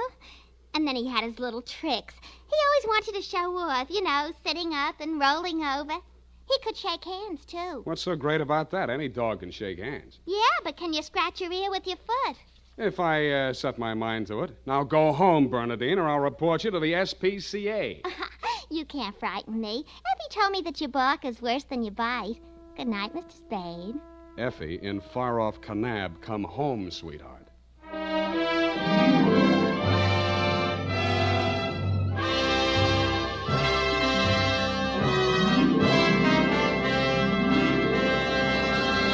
The Adventures of Sam Spade, Dashiell Hammett's famous private detective, are produced and directed by William Spear. Sam Spade is played by Howard Duff. The Adventures of Sam Spade are written for radio by Bob Tallman and Gil Dowd, with musical direction by Lud Gluskin. Gil Dowd directed tonight's broadcast in William Spear's absence. Join us again next Sunday for another adventure with Sam Spade, brought to you by Wild Root Cream Oil. Again and again, the choice of men who put good grooming first.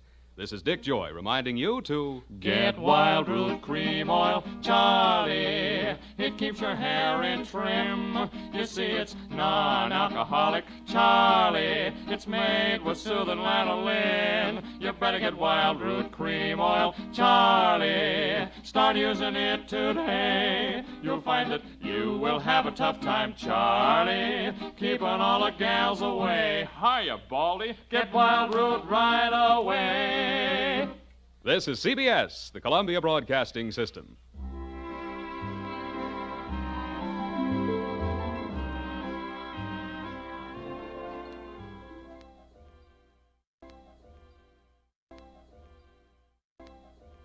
The Adventures of Sam Spade, Detective, brought to you by Wild Root Cream Oil Hair Tonic, the non-alcoholic hair tonic that contains lanolin. Wild Root Cream Oil. Again and again, the choice of men who put good grooming first.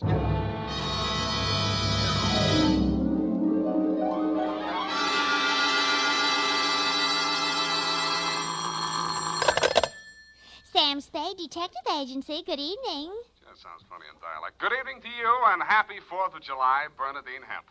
Oh, Mr. Spade. What was the capper? Don't you mean caper? No, the capper. The high point of the caper. The climax, the crescendo, the pinafore. Well, that's better. For a minute, I was afraid you were learning English. Oh, no. I'm studying Spanish. Soy infeliz que inicia... Yeah. Mucho interesting. Gracias. Shall I go home now? No, mal suerte. There's a little matter of murder in 2 languages, neither of which is Spanish, so stay where you are. I'll be right down to dictate my report on the Rushlight diamond caper.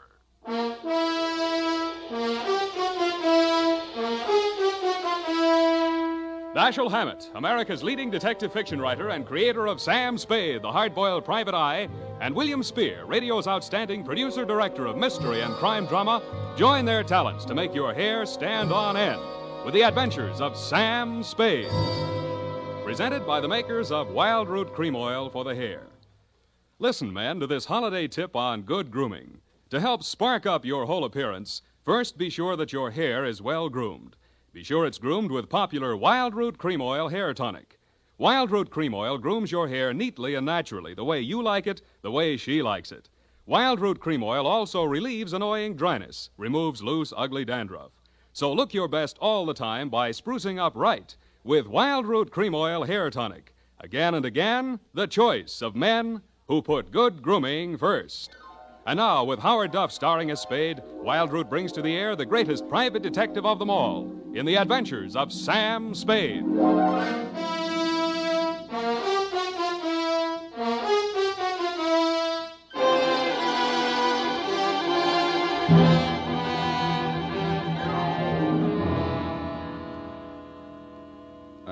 Date, July 4, 1948, to Mrs. May Rushlight, 21A, Granite Court.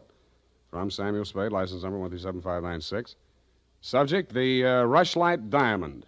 Dear Mrs. Rushlight, it was the kind of nice, relaxing assignment that comes my way just often enough to remind me that gumshoeing can be respectable. There was an air of quiet elegance about 21A, Granite Court, and about the butler who answered the door. He took in my rented gray topper and doeskin gloves, nodded approvingly at my wing collar, watered silk ascot, pearl gray waistcoat, morning coat, pinstripe trousers, and my spats with the mother of pearl buttons, and asked me if I were a florist. I set him to rights, and he led me up a flight of stairs to the early A.M. annex of your morning room. Mr. Samuel Spade. You're just on time, Mr. Spade. Mrs. Rushlight will be pleased. I'm Nancy Ward, Mrs. Rushlight's social secretary, and if you don't think that's tough to say, try it. Mrs. Rushlight's socials? What's tough about that? You'll do. Definitely you'll do. Shall we dance? I will dance at her wedding. But don't get me wrong, I'm not secretly in love with Ralph Rushlight, and the bride is lovely. Just hate to see all that money going down the drain. Is there anything else you think I should know? You know what your job is. You're supposed to guard the wedding presents. That's simple because it's nothing but a lot of cheap silver. And stay away from the champagne. It's non-vintage. The food will be foul. The guests are the most dismal aggregation ever assembled. Sounds like a lovely party. I arranged the whole thing. I told you she's a lovely bride. What'd she ever do to you? I'd rather not say. I don't want to sound bitter. This way, Mr. Spade. The old hat. Mrs. Rushlight will see you now. Thank you, Florence Nightingale. Nancy? Oh. This is it, darling. Mr. Spade. Come over here, young man, so I can get a better look at you. How's this? It's good. Turn around. Yes, you'll do. That'll be all, Nancy. Couldn't I be finishing up these place cards while you talk? Take them with you. Do them outside. Very well. Nosy girl. But nice. Nice nose. Oh, you too, eh? Well, I agree. That's why I'm marrying off my nephew to that wretched girl, Lotte Van Eyck. Have you ever seen Bugs Bunny, Mr. Spade? You don't mean the... They protrude. The ears? No, the teeth. Oh.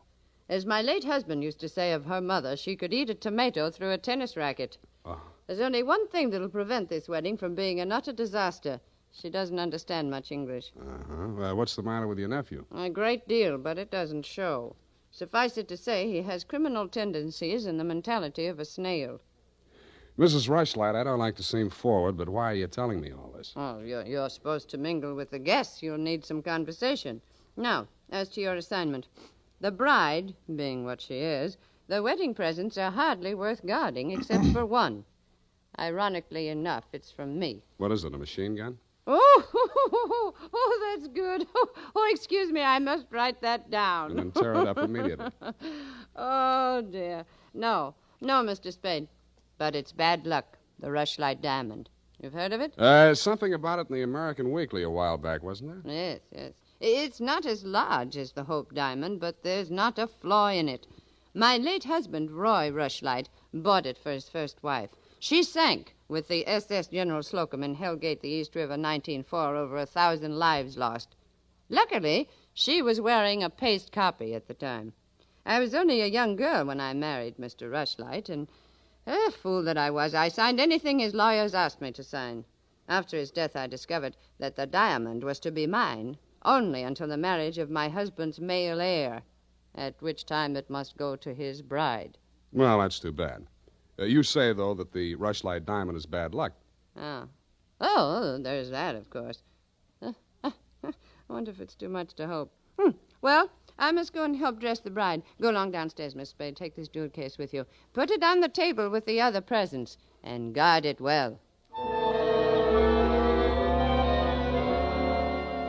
So I took the old velvet-covered case you held out to me and checked the contents. It was an old-fashioned lavalier with a clear stone pendant only slightly smaller than an 8-ball. Didn't look like a diamond, but smooth-cut diamonds hardly ever do. It didn't look like bad luck either, but a mirror broke in the hall as I passed it, then I fell all the way down the stairs, and as I entered the ballroom, I knocked over a punch bowl. Nothing really terrible happened until just before dark when the guests began to arrive. In theory, a detective guarding wedding presents is supposed to make himself indistinguishable from the other guests. In practice, it never works out that way. He has to spend most of his time within sight of the booty, so he is very easily spotted. I don't believe it. He's too good looking. Oh, but he must be. He's not anybody we know. Well, ask him. It's leap year. Oh, here comes Colonel Bixby. He'll know. Wow. Beauty gathered round the booty, eh? And much more beauty than booty, though. Say, when are they going to hang the diamond on that drip? No, there's no way to talk about the blushing bride. Is that it in the crummy old case there? That case is heirloom, young lady. The stone that reposes in it is worth a king's ransom. Now take your grubby hands elsewhere. Be off with you. Go on. Well, just because he's going to give the bride away, he thinks he can order everyone around. Mr. Spade, allow me to congratulate you, sir. At these affairs, one all too often sees the detective on guard duty at the punch bowl. I was forewarned. Oh, yes, very bad champagne. Flat. I'll be glad when these ill-starred nuptials are consummated. And by the way, Bixby's my name, Colonel Lysander Bixby. Colonel? It is my melancholy and thankless duty to give the bride away to the hapless groom, Ralph Rushlight. However, it's much better to give than to receive. You tell that to May Rushlight, eh? You're quite a trinket. Mustn't touch. Grubby hands, remember? Oh, sense of humor as well as sense of duty, eh? Candidly, if I knew a place to fence it, I'd be the... Colonel Bixby. Oh, Miss Ward. How lovely you look. Poor Ralph. Mrs. Rushlight asked me to warn you to get ready. The bride will be down any moment. Oh, good grief. Well, I suppose I must steel myself. Where did I leave my glass? Keep your eye on that old goat, Mr. Spade. I don't trust him. Who is he? He's the only one here who knows why this wedding's happening. He's the bride's foster father. You mean he's got something on the family? You'll never know how much until you kiss the bride. Look, Nancy, it's none of my business, but I... Oh, starving. I'll have to go in now. Oh, wait. What? How does it go? Speak now or forever hold your peace? No, I can't do that. Thank you for understanding.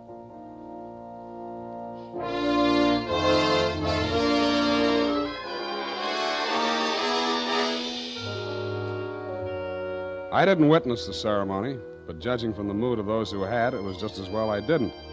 They shuffled back into the ballroom looking as if they'd witnessed an execution, and nobody seemed to be in a hurry to join the receiving line. After a few half-hearted handshakes, the groom left the bride standing alone, looking kind of bewildered, and came over to take inventory of the presents. Look at that junk.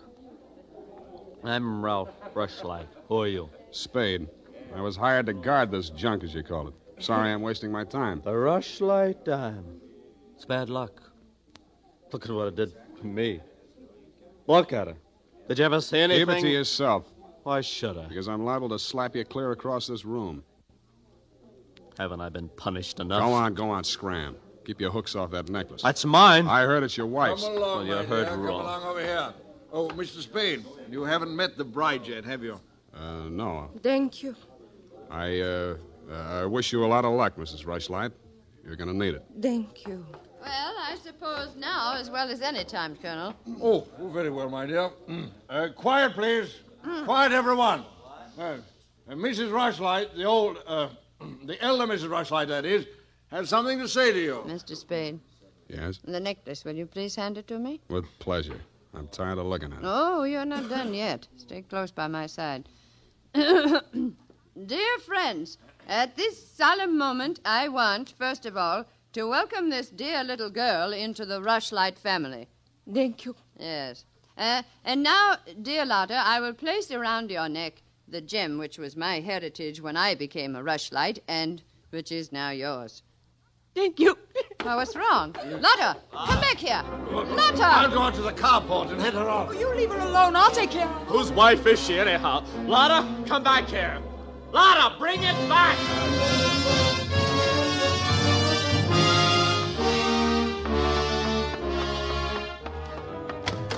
I was almost ashamed to join in the chase, but I had to because I'd been hired to guard the Rushlight diamond, and for my money, the best way to do that was to help her get away.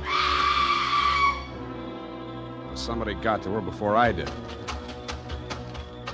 A strip of wedding gown satin marked the spot. The body lay crumpled under a hedge, but it wasn't the bride's body. It was the groom. He'd been stabbed to death with a pair of garden shears, which made sense. But what didn't make sense was that the necklace she'd been wearing was still clutched in his hand.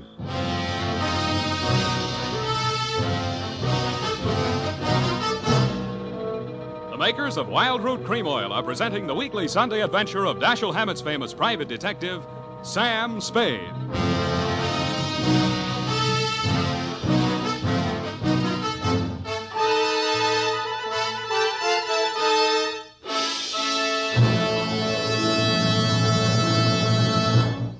If you want the well-groomed look that helps you get ahead, socially and on the job, listen. Recently, thousands of people from coast to coast who bought Wild Root Cream Oil for the first time were asked, how does Wild Root Cream Oil compare with the hair tonic you previously used? Better than 4 out of 5 who replied said they preferred Wild Root Cream Oil. And no wonder. Wild Root Cream Oil grooms the hair neatly and naturally, relieves annoying dryness, and removes loose dandruff. What's more, non-alcoholic Wild Root Cream Oil is the only leading hair tonic that contains soothing lanolin. So ask for Wild Root Cream Oil Hair Tonic. Again and again, the choice of men who put good grooming first. By the way, smart girls use Wild Root Cream Oil too, and mothers say it's grand for training children's hair.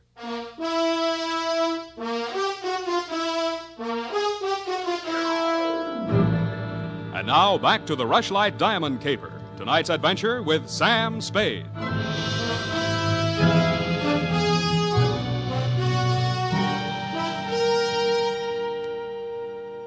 Number 21A Granite Court was teeming with motives and suspects.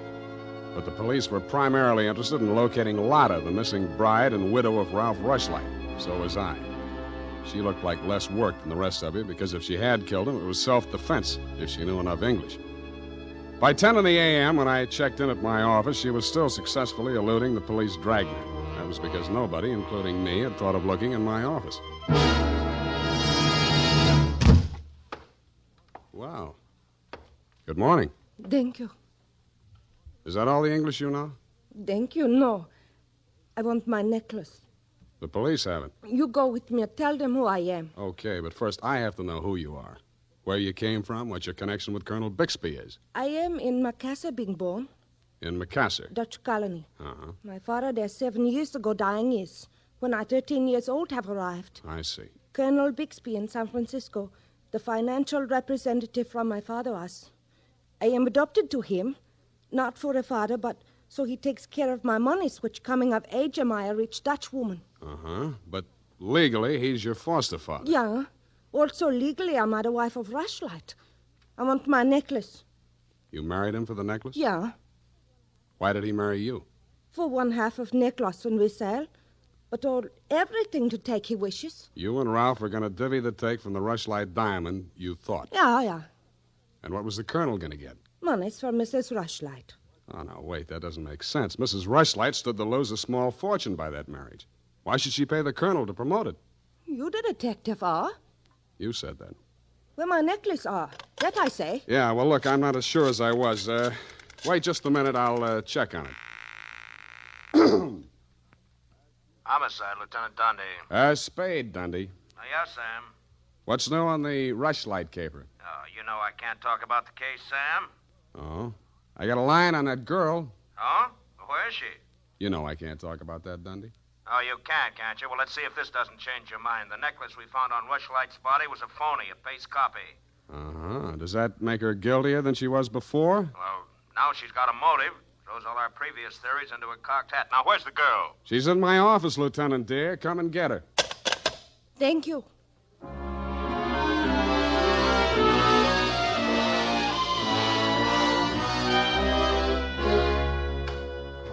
Oh, cowhand.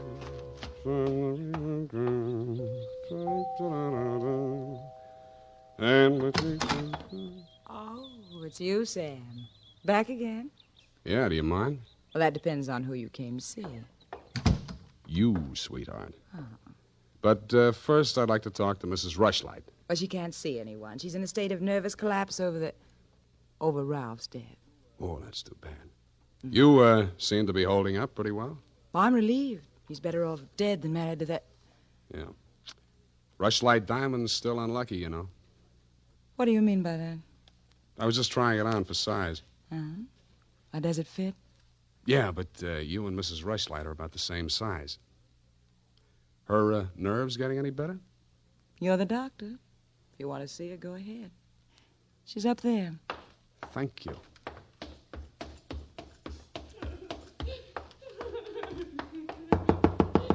Mrs. Rushlight. Go away, I'm ill. I'm sorry to break in on you like this, but I haven't got much time. How dare you? Nancy! Nancy! Where's that girl? Mr. Spade, please leave me alone with my grief. Funny thing, yesterday Nancy was carrying a torch for Ralph, and you were holding the torch to him. Today it's different. Oh, good heavens, you don't think I'm grief-stricken over Ralph. Good, that's one less mystery. Mr. Spade, what do you want? Your nephew's killer. Oh, does it matter? It does to me. Somebody getting knocked off right under my nose is bad for private detectives everywhere. Oh.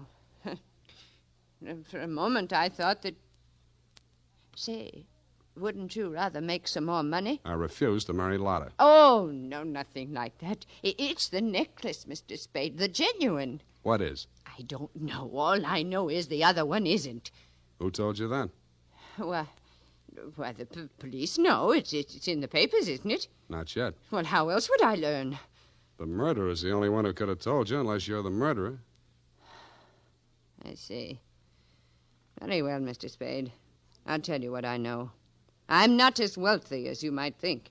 In fact, I have for 4 years lived from pillar to post, from hand to mouth, ragtag and bobtail, struggling to make ends meet. What you mean is you're eking out a meager existence, keeping your head above water, one jump ahead of the sheriff, stalked by the grim specter of poverty. Is that right? Oh, how well you put it. In fact, Mr. Spade, I'm something of a crook. I've borrowed large sums of money from Colonel Bixby, putting up as collateral something that was not mine to forfeit. Don't tell me. Let me guess. It was the Rushlight diamond? Well, you seem to know everything. All but one thing. Why did you think you could palm off a paste copy on an operator like Bixby?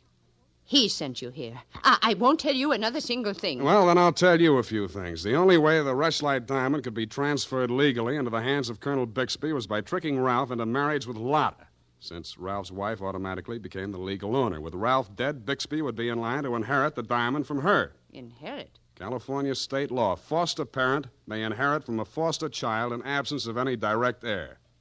Well, then he planned. He'd kill her, too. Mr. Spade, we must stop him. She's safe for the time being. I had her thrown into the pokey. They can hold her 48 hours for questioning, but they can hold you longer. They can even hold you as an accessory before the fact. Why, I didn't know he was going to kill anyone. Lotta was just going to hand over $1 million diamond to Bixby out of the kindness of her heart? Oh, no.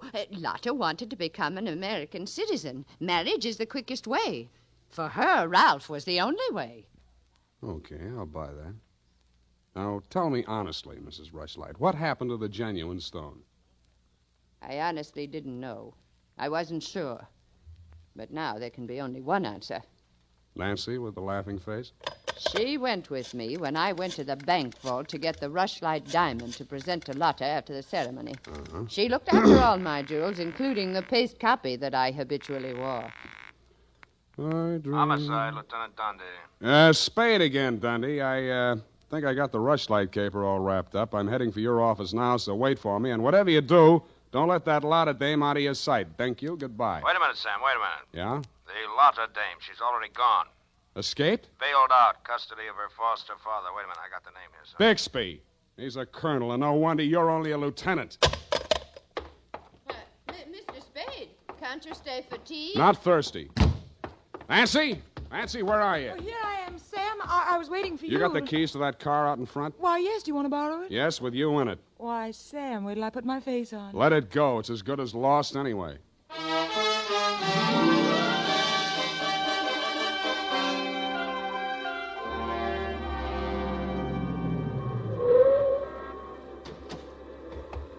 Come on. What is this place? Where are you taking me? Never mind. Just hang on. I'll fly you up to the second floor.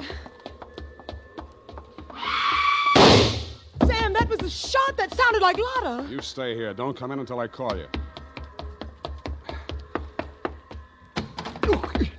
Spade, what are you Get doing? back in there. Oh, sir. Drop it. No. Drop it or I'll crack your elbow. That's better. Now sit down. I want to look this over. Looks real cute. Uh-huh. Powder burns, gun beside the chair, and what's this? Well, a note in Dutch. It's a suicide note. She killed herself. I can almost believe that. You've handled this very well, considering the bad breaks you've had. Only one thing wrong. Do I scent a bargain? I don't have to bargain. I've got the diamond. All you've got is 2 murders rapping on your thick noggin. Don't be absurd. I know who has the real necklace. Then you better talk to her directly. You can come in now.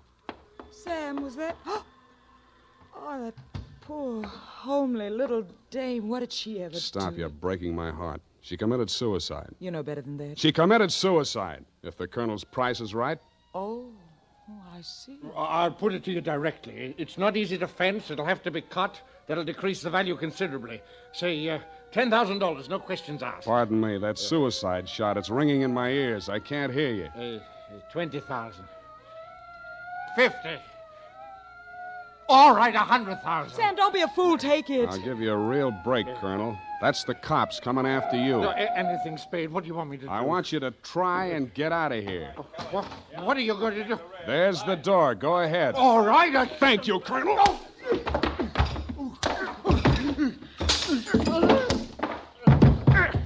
right, men, remember, he's desperate. Bixby, we're giving you a chance. Come down or we're coming up after you. Come on, get up, Colonel. Here he comes. Kevin, it may be a trick. Watch it, Dundee. Here he comes.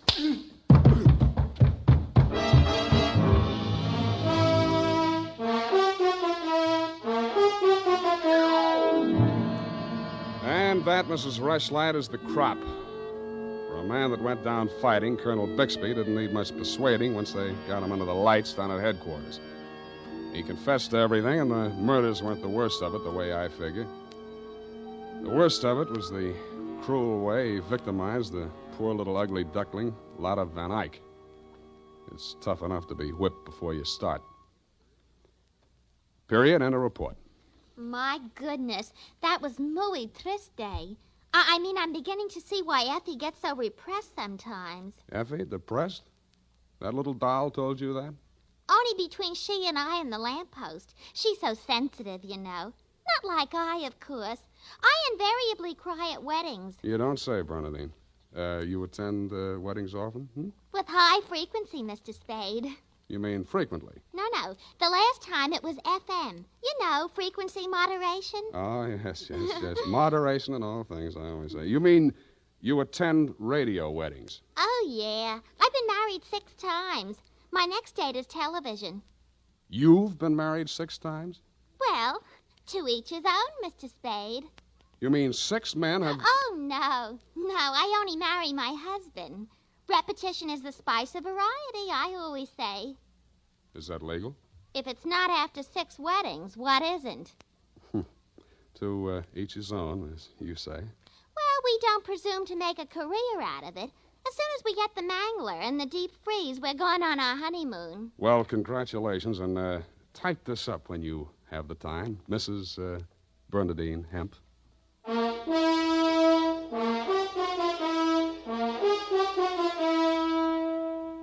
Every day, more and more men are turning to Wild Root Cream Oil for truly handsome hair. And that's not surprising, for what other leading hair tonic gives you these big advantages? It grooms the hair neatly and naturally, relieves dryness, removes loose dandruff. What's more, Wild Root Cream Oil is non-alcoholic and contains soothing lanolin. No wonder Wild Root Cream Oil is the favorite with so many millions of smart, particular men. Get Wild Root Cream Oil. Again and again, the choice of men who put good grooming first.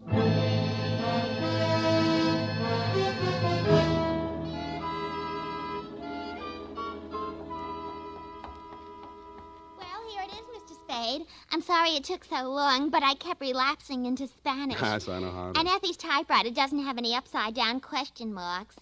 Upside down. Mm-hmm. Take a memo. Call typewriter man. I already have.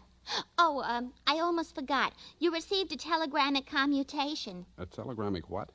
A wire. Oh, a wire. Well, open it and read it. In English, por favor. It says, Dear Sam. Figures. In the haste of my departure, I neglected to warn you about Well, when I do that one another favor, she'll have silver threads. Who? That ball of fire whom I'm taking the place of in order to be double-crossed of by. Effie? Is she still in far-off Kanab? And good rubbish, if you'll pardon the expression. Now, Bernadine, let me see that. I neglected to warn you about Bernadine. I'm sending details, airmail special, but in the meantime, whatever you do, don't go to any radio broadcasts with her, and if she comes to work in a wedding gown, take the day off. Love, Effie. And I had 2 tickets for honeymoon payoff, and now she went and spoiled everything. Oh, now there, Bernadine, you just have to marry your husband again, that's all. I wouldn't have had the time anyway. I know. It's just the principle. Good night, Mr. Spade. Good night. Buenas noches. Hasta la vista. Effie, why did you ever leave me?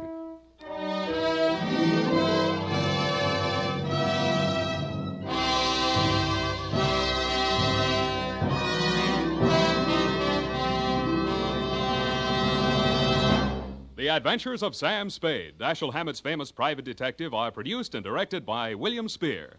Sam Spade is played by Howard Duff.